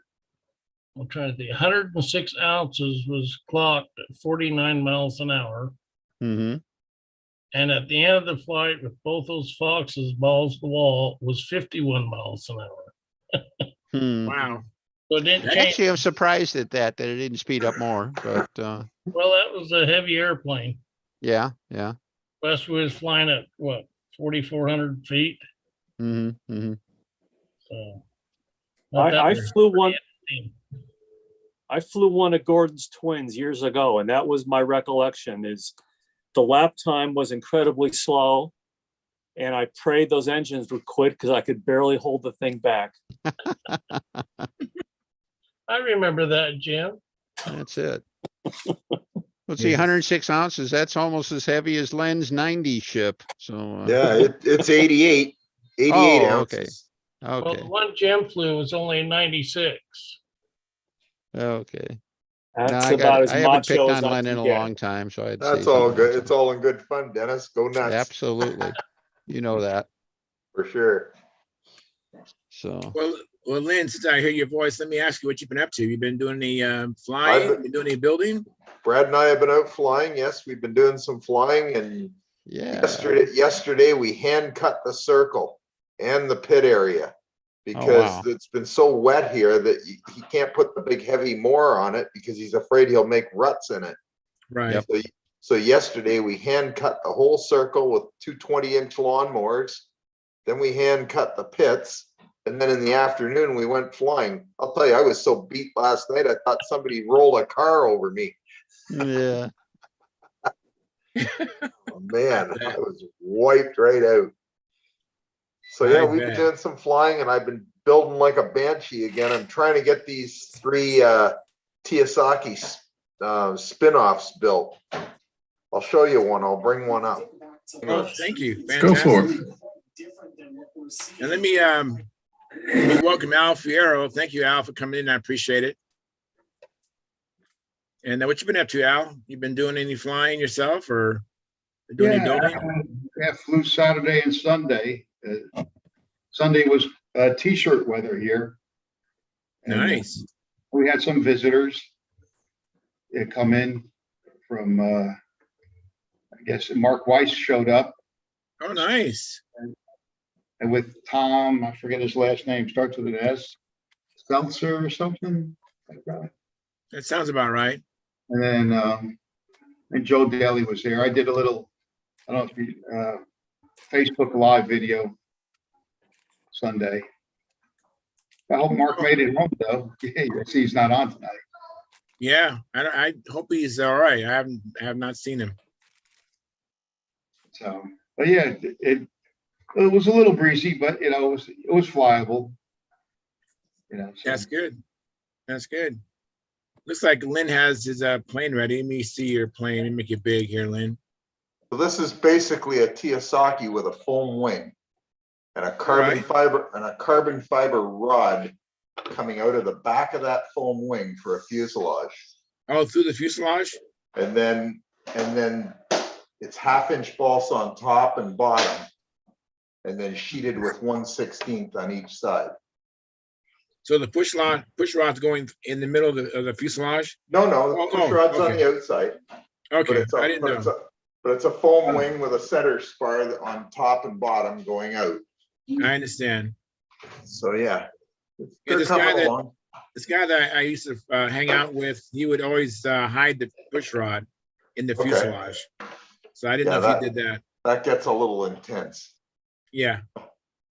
So it's just cool. It's a project. One of our guys in the US he's cut a bunch of these kits basically, and then we're getting them and then trying to put them all together. And I'm not used to working with these foam wings, like these combat type foam wings. So it was a little bit intense for me, but I got 4 of them put together anyway. So that's what I've been working on. I've been working on 1 for me, 1 for Naomi, 2 for a couple of friends. So I've been building 4 airplanes at once. Very what good. What are you gonna put on that? I'm sorry, LA-46. Okay. Yeah, that'll be enough power. Kitchen Express. Make your dream kitchen. They're coming in around 50 ounces. That's the perfect motor for that airplane. That's whatever one of the ones that Clayton actually built. That's what he put on them. Yeah, so that's what we're trying to put on all of them, and we'll get a bunch of guys with them, and we'll work on trimming them and try to find what's optimal. Right now, because of the foam wing and I guess the weight of it, these are heavier than a regular Kiyosaki, I think. So what's happened is because of the long fuselage, they're all coming out extremely tail heavy. Oh, really? So what we're having to do is put a lot of weight on the front, like the LA-46 with a standard LA-46 muffler with a big spinner and just metal tanks. To make a suggestion. What's that? Make a suggestion. Stretch the nose 1/2 inch or 3/4 inch. That's what mine is. Mine's the one Clayton said was the finest flying one he had flown of all of them that had been built. And it's the one Clayton was so sick. Clayton wouldn't let us know that he was sick. Right. He asked me, he had promised me I could have an airplane, a TO. Right. I went over to his house and built it at his house with his jigs, with his everything other than wood. I brought my own wood. And he looked over my shoulder and told me everything to do. And I said, Clayton, I'm tired of seeing you guys put half ounce of weight on the spinner ring on these things. I'm gonna stretch the nose a little bit. I don't know if that'll work. I said, if it don't, I can always cut it down. That's true. And he finally went along with it. Well, I went ahead and built the airplane, and I think it's a half an inch. I think it's a half an inch longer. So you Might be basically have the motor a half inch further forward. Further forward. And it was the best flying one. Clayton said it was the best flying one he'd flown. Ultimately, I could do that by using the front set of holes and making another hole in front of that, and then just putting a false thing on the front. So that would move the engine. Just putting something on the front, stretch it forward. Yeah, that would move the engine a half inch further forward. I may try that. That's not a bad idea. Well, you won't be sorry. I'll guarantee you that. Mine flew well, and I have one of the originals now that I got from Mike Lonke, and it needs a lot of nose weight. Yeah. So they were all running 3/4 of an inch of nose weight on the spinner. Oh, okay. Or in the spinner. So that's good. So that's good information for me, because my buddy, we finished his first. His is done, and we had to put a big 2 1/4 inch spinner on the front of it, plus a heavy hub inside the spinner.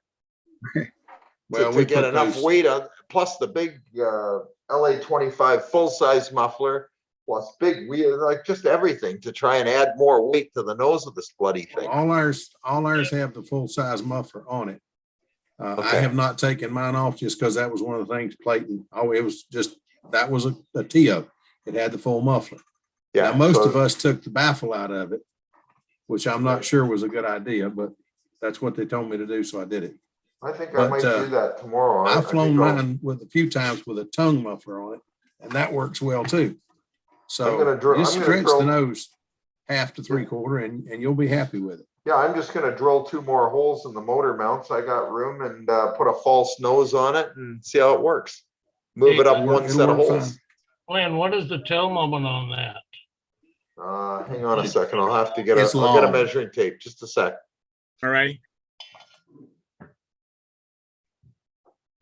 I can't remember. I have CRS, and I admit it. I can't remember stuff. Yeah, it's okay. Yeah, well, if it's got a huge long tail moment, I'd just shorten the tail a little bit. No, it wouldn't. It's what that plane really is. It's a European, Czechoslovakian, really slow combat model that he's added landing gear to. And the originals, get this, the outboard wing, you build it like you were going to build an asymmetrical stunt wing, but the long wing is the outboard wing because it had all that weight in it. And they fly incredibly well. It's just, you look at it, and it looks just ridiculous, but it flies so much better. And if y'all find you have to put a trim tab on the outboard wing and point it up, think about when you're building them, instead of putting the lead out in the middle of the wing, put it as far down as you can get it. That way the outboard wing doesn't lift on you. Oh, is that on the Tiyasaki you're talking about? Yeah, that's on the original Tiyasaki. All of the ones we're having the same problem, the outboard wings up. Well, take your lead outs and put them as far down in the wingtip as you can get them. Just as mine is right on the. Well, I can't change them now, but yeah, because this is a foam wing and they go right through the center.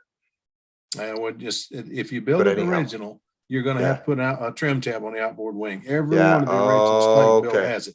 Gotcha. Mine's the only one that does not. I went against Clayton on that one, and I said, I'm going to try it this way. And then he flew it, and he says, why didn't you tell me this earlier? Because you're hard-headed.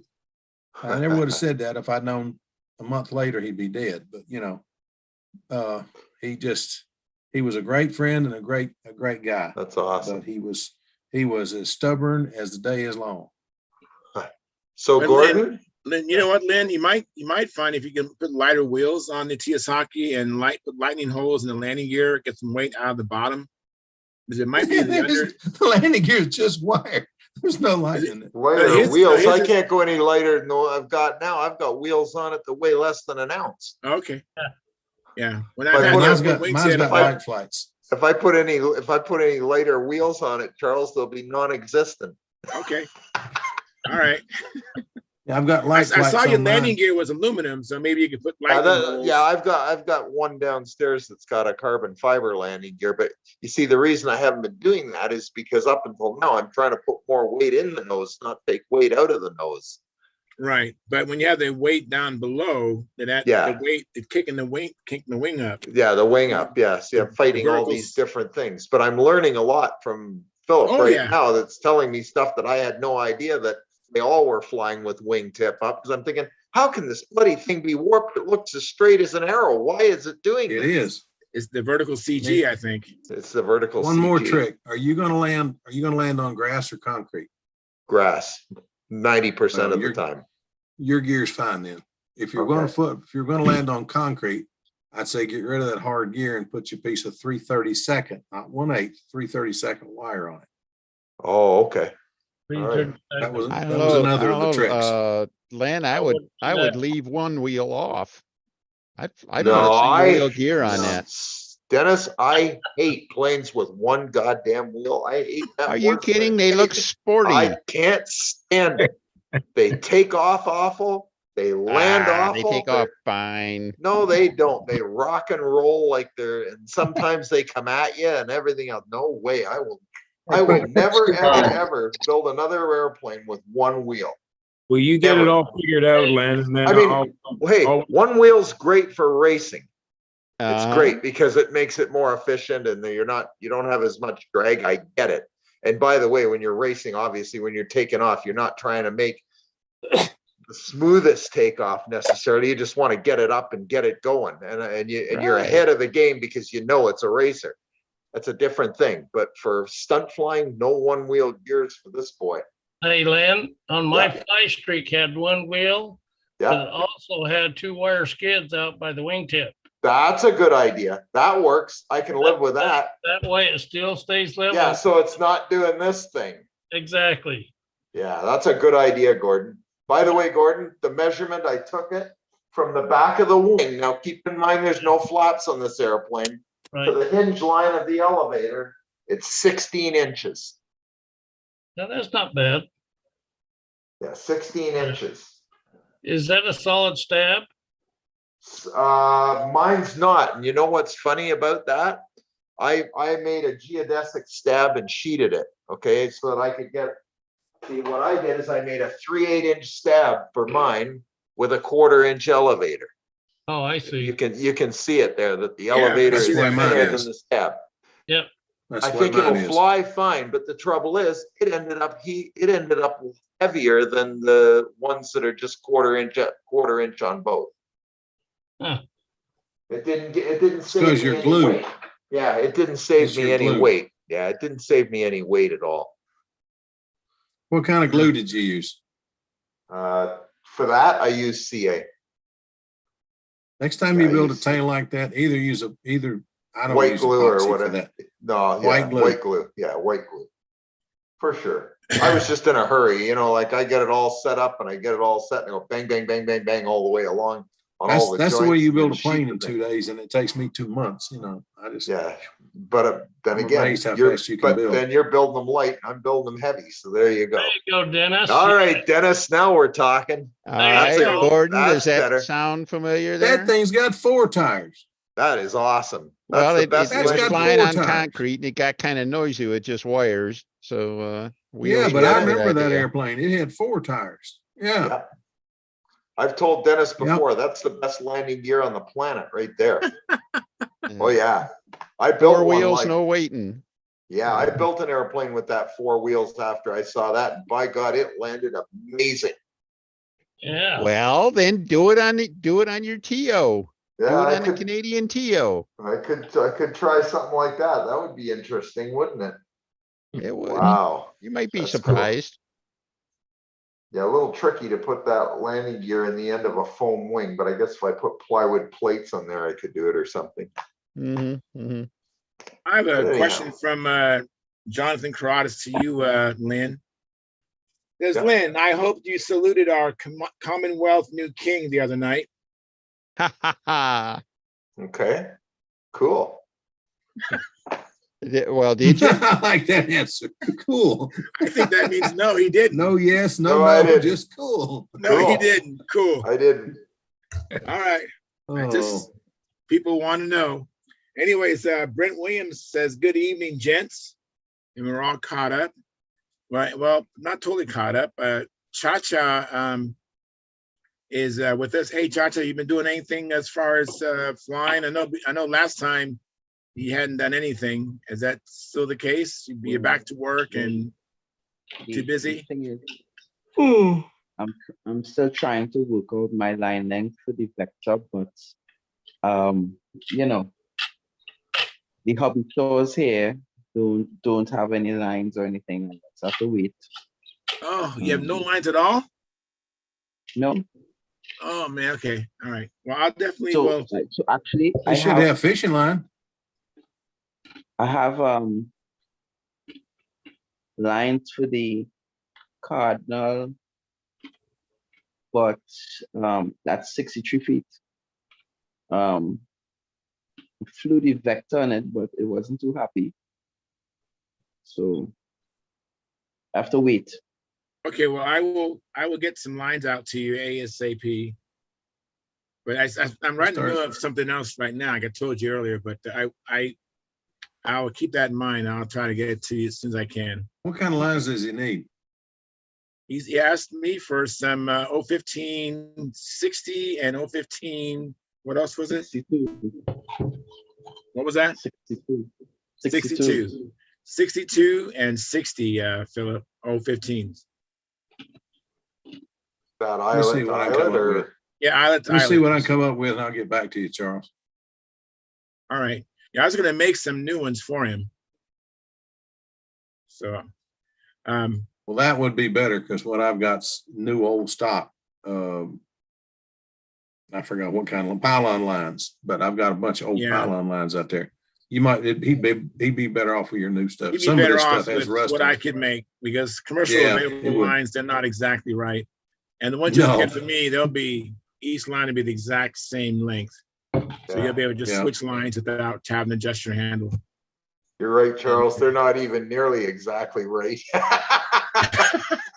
I've seen some that were 2 feet different. Yeah, exactly. They're not nearly exactly right. Not even close. And Yeah, that so I happens to understand me that. as well with Yeah. commercial line. Yeah, they're but sometimes that's all you can do if you don't know how to wrap lines. Yeah, So. commercial lines with crimps are a problem. Yes. And Brent Williams says, Lenny, what did you cover the foam with?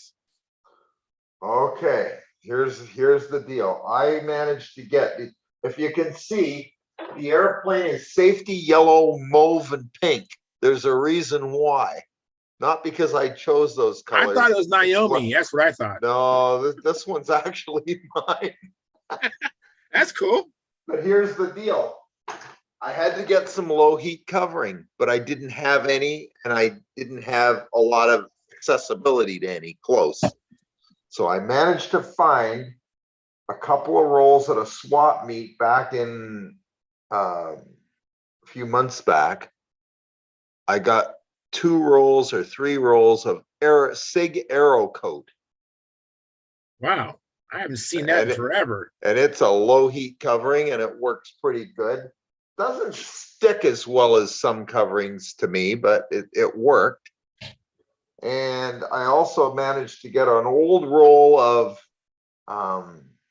solar film. So one of the airplanes, the one that's finished that my buddy's got, we covered his with yellow transparent solar film. It doesn't look that great, but it covered and it works. And again, low heat covering, so it didn't damage the foam. But trying to find low heat coverings that won't damage the foam, they're getting hard to find. Yeah, they're hard to find. I understand that. I totally understand that. So the best thing to do is go to swap meets and look around and try to find what you can. It's out there, but it's just getting harder to get. I have a Todd Stimson. He says, I have some 015 by 60 brand new lines that I never use. Happy to send them. So how can we do this? Chacha, you're on the forum, right? Yes. Yeah. So Todd Stimson, are you on the forum? The Stunthangar forum is maybe if you are, you and Chacha can PM each other the details, the shipping address, and that kind of stuff. If you could possibly examine the lines, see if they're exactly the same length, each one. I mean, pull them and see if they're the exact same length. Because sometimes it's more than you have available on your handle. They just are so off, you just can't use them. I wanted to get back to Clint Brooks. It's his first time in here. And Phil's holding his hand up there.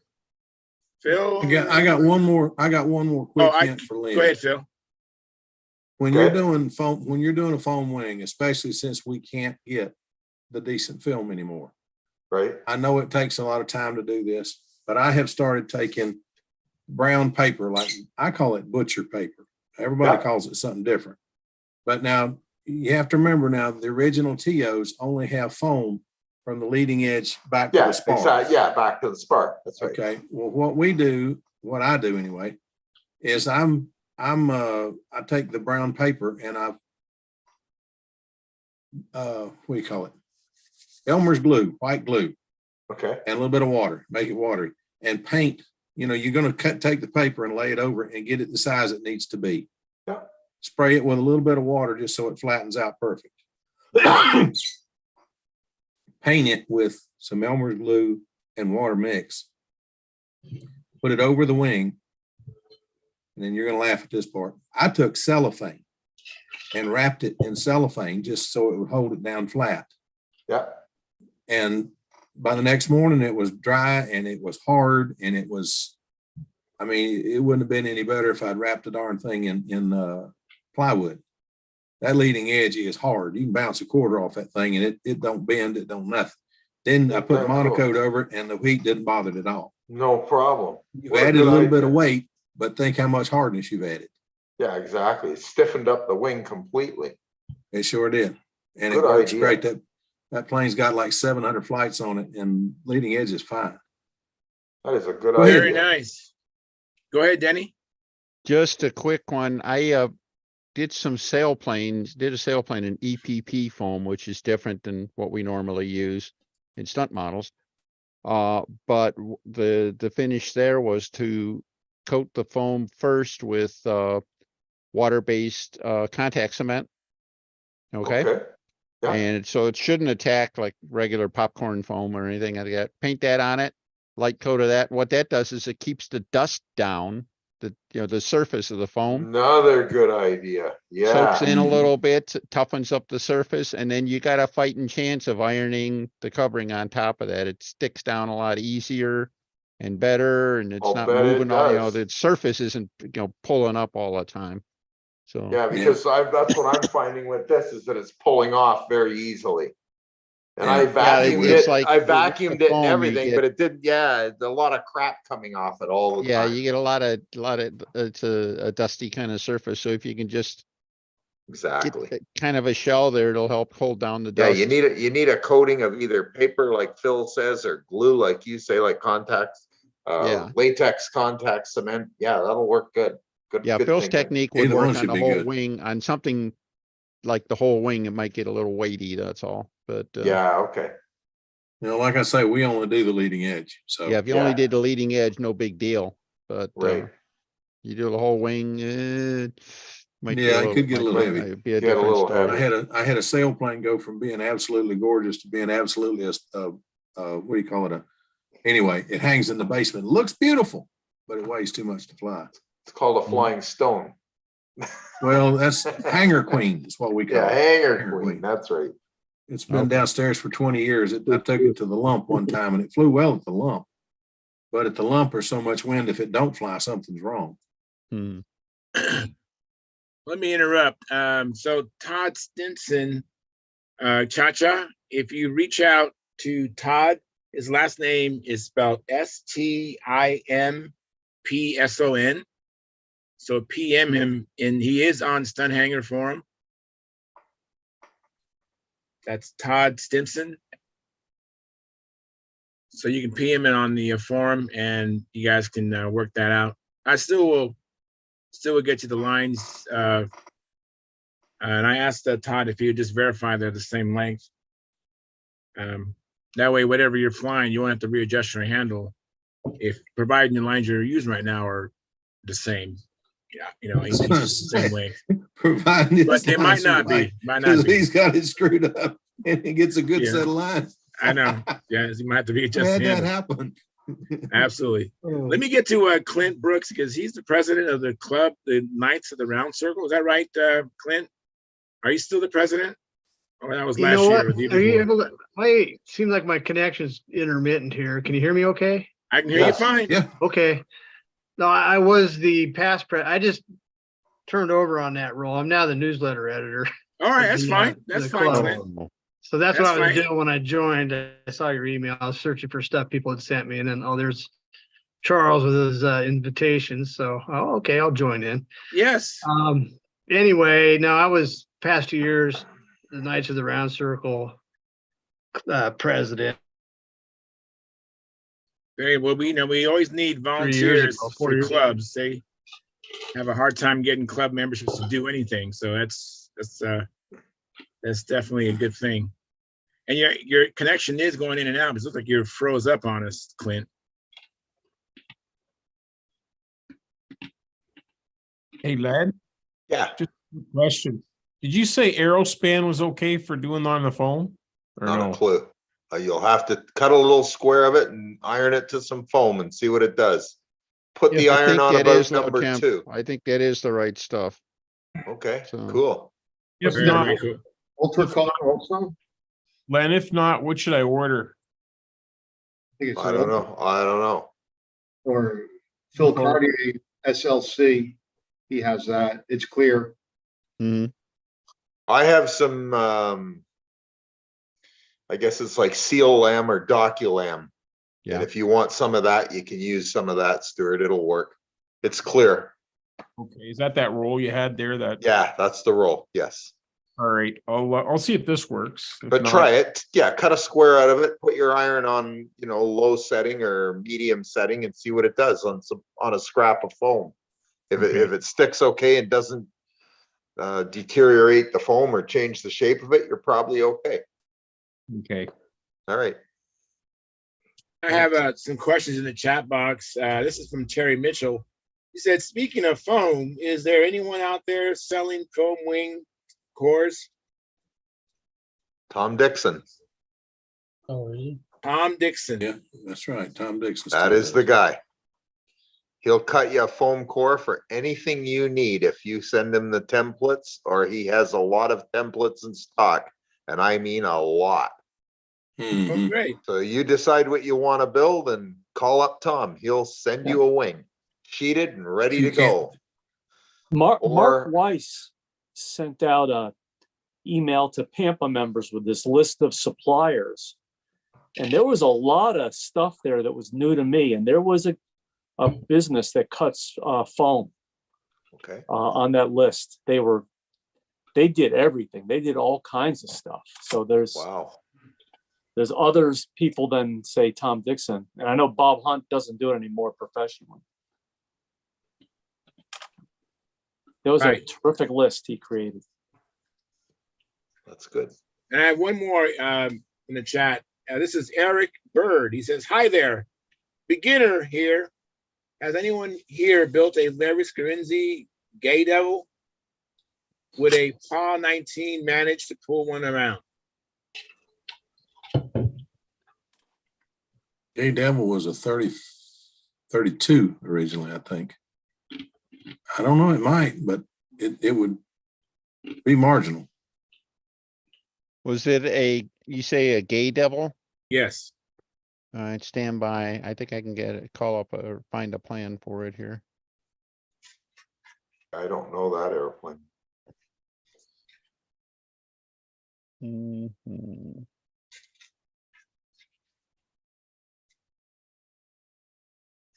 Oh, Charles, we never did hear back from Mark. Which Mark? The Mark Weiss? No, Mark Gerber.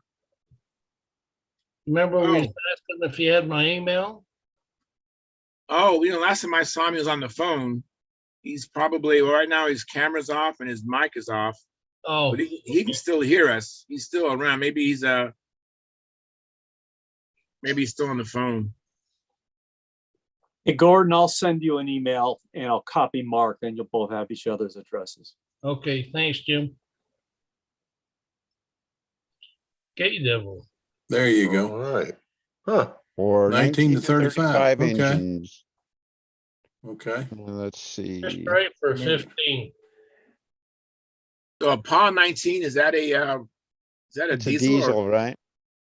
That's what I was suspicious of. I thought it might be a diesel. What Mhm. year is this plan? Oh, boy. That's back It's in there the ways. classic thing. I think it's out of the mid 1950s or so. Holy moly. Let's see, I don't see.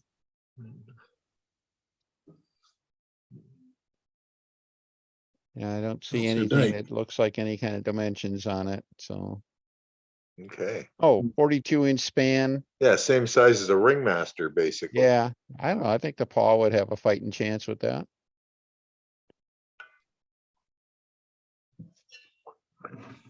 All right, so Eric Bird says, yep, it's a diesel. Okay. Okay. I seem to remember one of our buddies that used to show up at VSC a lot with a Ringmaster with a Pico 19 on it. He was a fella who's won a contest or two. Mm-hmm. Okay.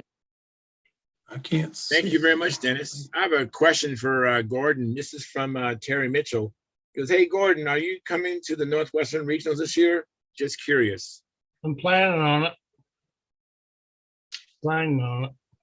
Very cool. Very good. That's good to hear. Too bad we lost Clint Brooks. I was hoping he's would have some questions we could answer. I know he's I think he's a flying beginner, or maybe he's flying intermediate by now. I don't know, but I was thinking he had some questions. And Eric Bird says, thanks, guys. Well, you're welcome. And we're going to be, oh, by the way, if anyone can, make sure you hit the like button if you haven't done that yet. And also don't forget to show your support for the program by super chats or joining our YouTube memberships. Those all help. And Howard Rush is making his way in here. Hey, Howard.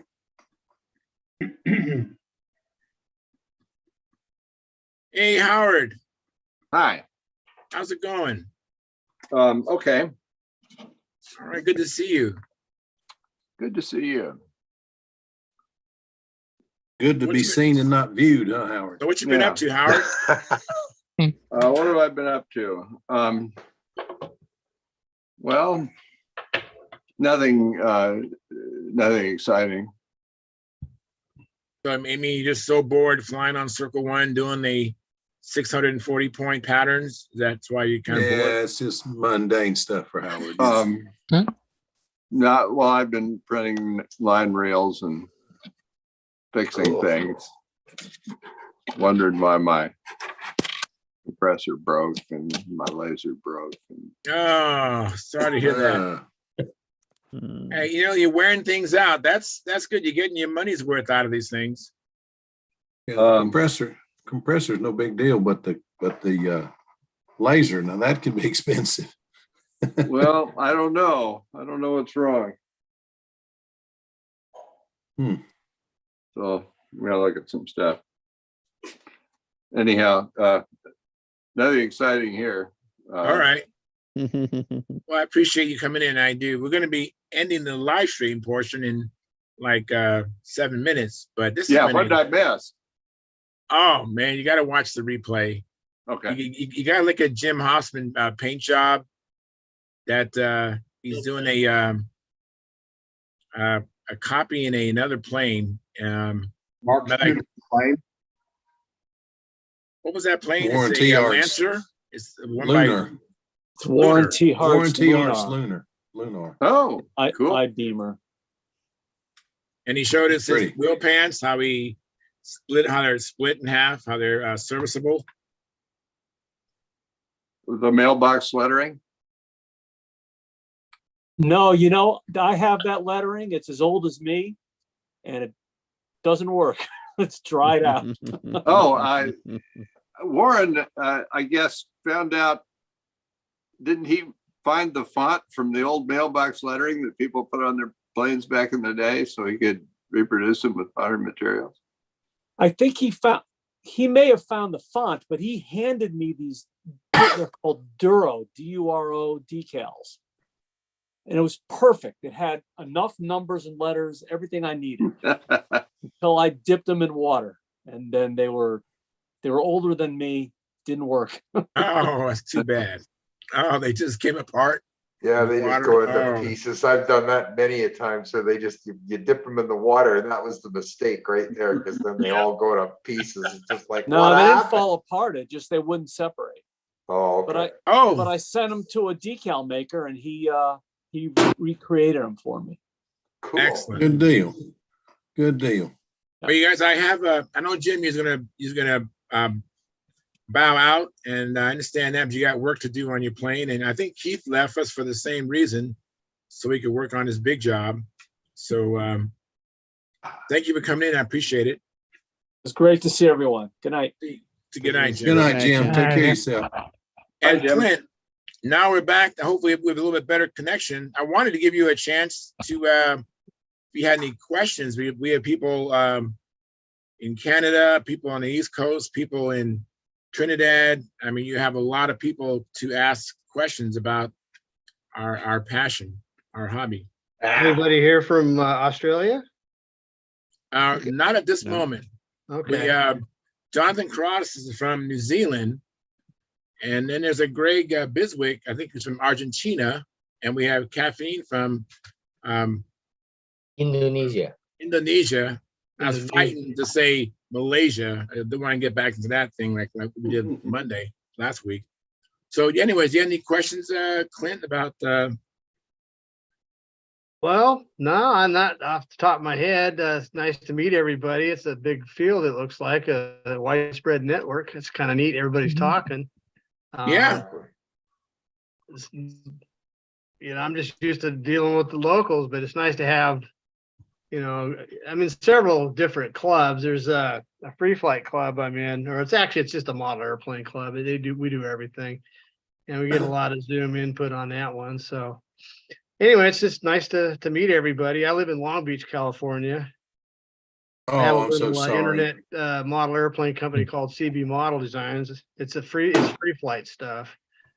And stunt is kind of a side thing for me, a little sideshow. I've done it for, earlier in my life, and then I got away from it for a long time. And when I retired, I decided I wanted to try it again just because I had such good memories of it in my youth. right? So I started flying with the Knights. That's been a good deal. At Whittier Narrows is where we fly. Part of LA County there, kind of east of downtown LA. It's about 25 miles from my home, so it's a fairly easy drive. Anyway, it's a good little community out there. We fly out there every Friday morning, a bunch of us, and I already put them to sleep. No. Just tired.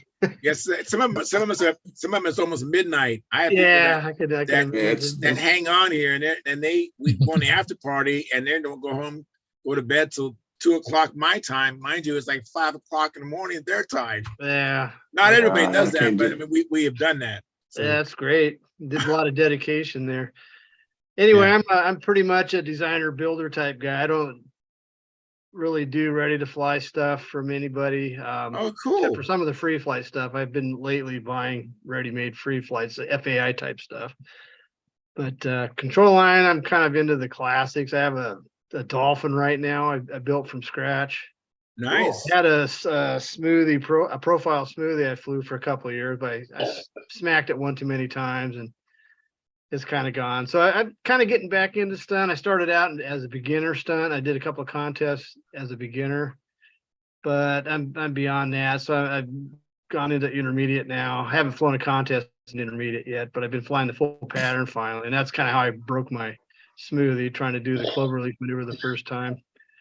But the dolphin is holding up pretty well.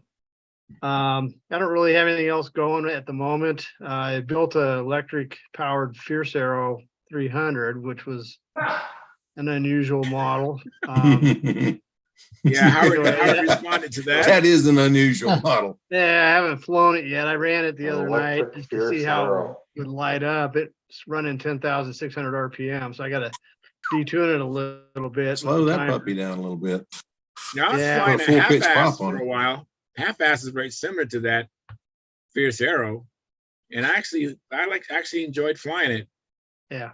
My brother and his friend built one when we were back in high school, and it was, I think he had an Indian 19 in it, or maybe it was a 15. I can't remember. It flew pretty well. I mean, it was stable. It didn't have any real nasty habits. They didn't really stun it too much. They were kind of like, we were all kind of beginners of sorts. So I think they did some loops with it, but mostly it flew level. So I'm kind of I see excited it, Phil. about this thing. I spent 2 years dinking around with the design on and off. I finally built it this past summer. And it's just hanging out there in the garage. So I got to get the nerve up to go out and fly it. So it's coming up quick. And we'll hear Cool. about it one way or another. I did publish on our club newsletter the last few months a build sequence on the whole thing. I don't know if any of you get the nights. I think Charles, maybe you do. I don't know about I anybody do. else. But anyway, there's a whole series of pictures and kind of the build history of it. You can kind of see what I did there. But I took the gas model and I was reverse engineering it from the model airplane news drawing. And I was going to build it gas powered. Then I bought some equipment from Larry Ranger for an electric 15 size electric model. He was wanting to get rid of it. So I took it on and I said, okay, well, maybe this will be interesting. Then I was going to put it in this RSM P51 profile model, but it was really ugly as far as packaging the electronics and the battery and stuff. It turned me off. So I junked that. And then at the same time, it kind of occurred to me, I could probably convert that Fierce Arrow design into electric because it had a full fuselage. It had a place to put the battery and the ESC, everything could fit in there nicely. It wouldn't, it'd be really clean. So I got all excited about it. And so then I took a copy and converted it over to electric power. And it built pretty easy. It went pretty well. But like I say, I haven't flown it yet. It looks real pretty, but I haven't flown it. And I didn't spend a lot of time finishing it. It has basically a tinted clear dope finish on it with some tissue decals, and that's it. I didn't spend any calories making a super duper finish. I don't know how it's going to end up. Might be a 2-second attempt. Well, keep us up to date. We have this Zoom meeting every Monday and Friday evenings. Yeah. And you can watch the replays. I can share my screen, right? Yeah, you can share on the screen. Yeah. Give me a chance here to me. Maybe next time I'll pull some pictures up and have them ready to show you. All right, that'd be great. And I think Philip might have a question or comment for you. Okay. Well, I just got a comment. We're so sorry you live in such an area with such bad weather. No pretty bikinis to look at or any of that stuff. I mean, golly. Well, That's a it's shame. rough. Somebody has to do it, I guess. Wish it was me, but Well, I can't say I spent a lot of time looking at bikinis, but it is nice living here at times when it's really bad weather everywhere else. And Charles can testify to that. I also can attest to your what was that tri-tip? Oh, the tri-tip barbecue at our we did picnic? 2 weekends ago. Nobody got sick, so I guess Awesome tri-tip. Well, thank you very much. I think it got a little overcooked sitting in that steam tray. No, it was what I had was excellent. Everything, it was a great appreciate meal. that. Thank you very much. Your I family. cooked 6 of those things, and there was still quite a bit left after we kind of ended. So ended up giving a lot of it away at the end. You should have stuck around. And second batch was a little more tender. But yeah, everybody seemed to enjoy the tri-tip, so I think that'll probably be a repeat there at some point. Yes, yeah, please do. I look forward to the next one. Good. Well, All I'm right. gonna, go ahead. Go ahead. No, Phil. Howard, you Yeah. still around? As an old national service tech who's done many coast to coast trips for high tech equipment, make sure everything's plugged in. If just one of those dang plugs has vibrated out, it's awfully embarrassing to the owner when a guy comes all the way across the country, comes in, opens his toolbox, and the first darn thing he sees is somebody's kicked the plug out of the wall. Yeah. And I've done that. I've gone all the way to California, Washington State, and they'd kick the plug out of the wall.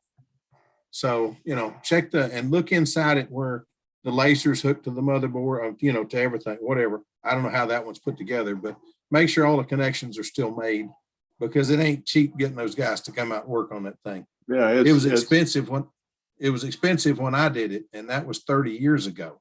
It's just puny. It's working, but it's puny. Oh, And okay.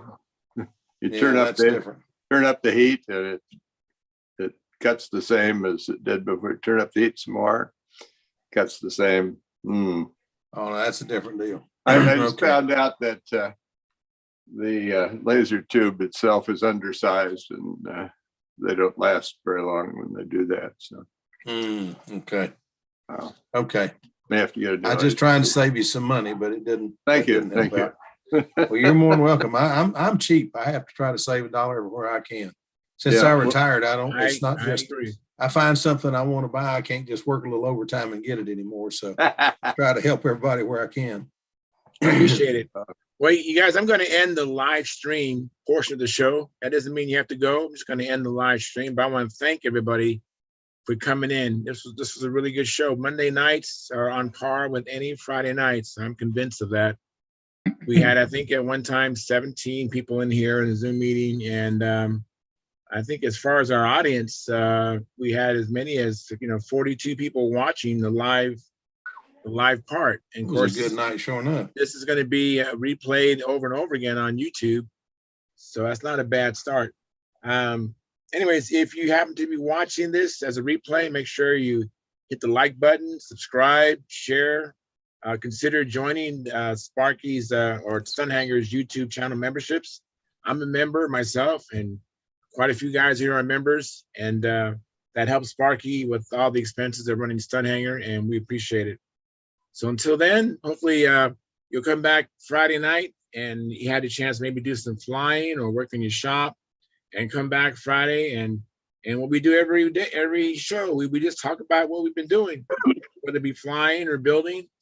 And it's kind of like, matter of fact, Jim Hoffman corrected me. I was trying to tell him the show is like going to a contest and just hanging out, talking with other pilots. And he said, Charles, it's better than a contest, because when he's competing, he's so focused about the competition, we don't have the time to really chill like we are here. So it's even better than going to a contest, hanging out with your friends and buddies, talking about flying and building model airplanes. So hope you have a chance to do that and come back and share with us Friday what you've been doing. So until then, fair winds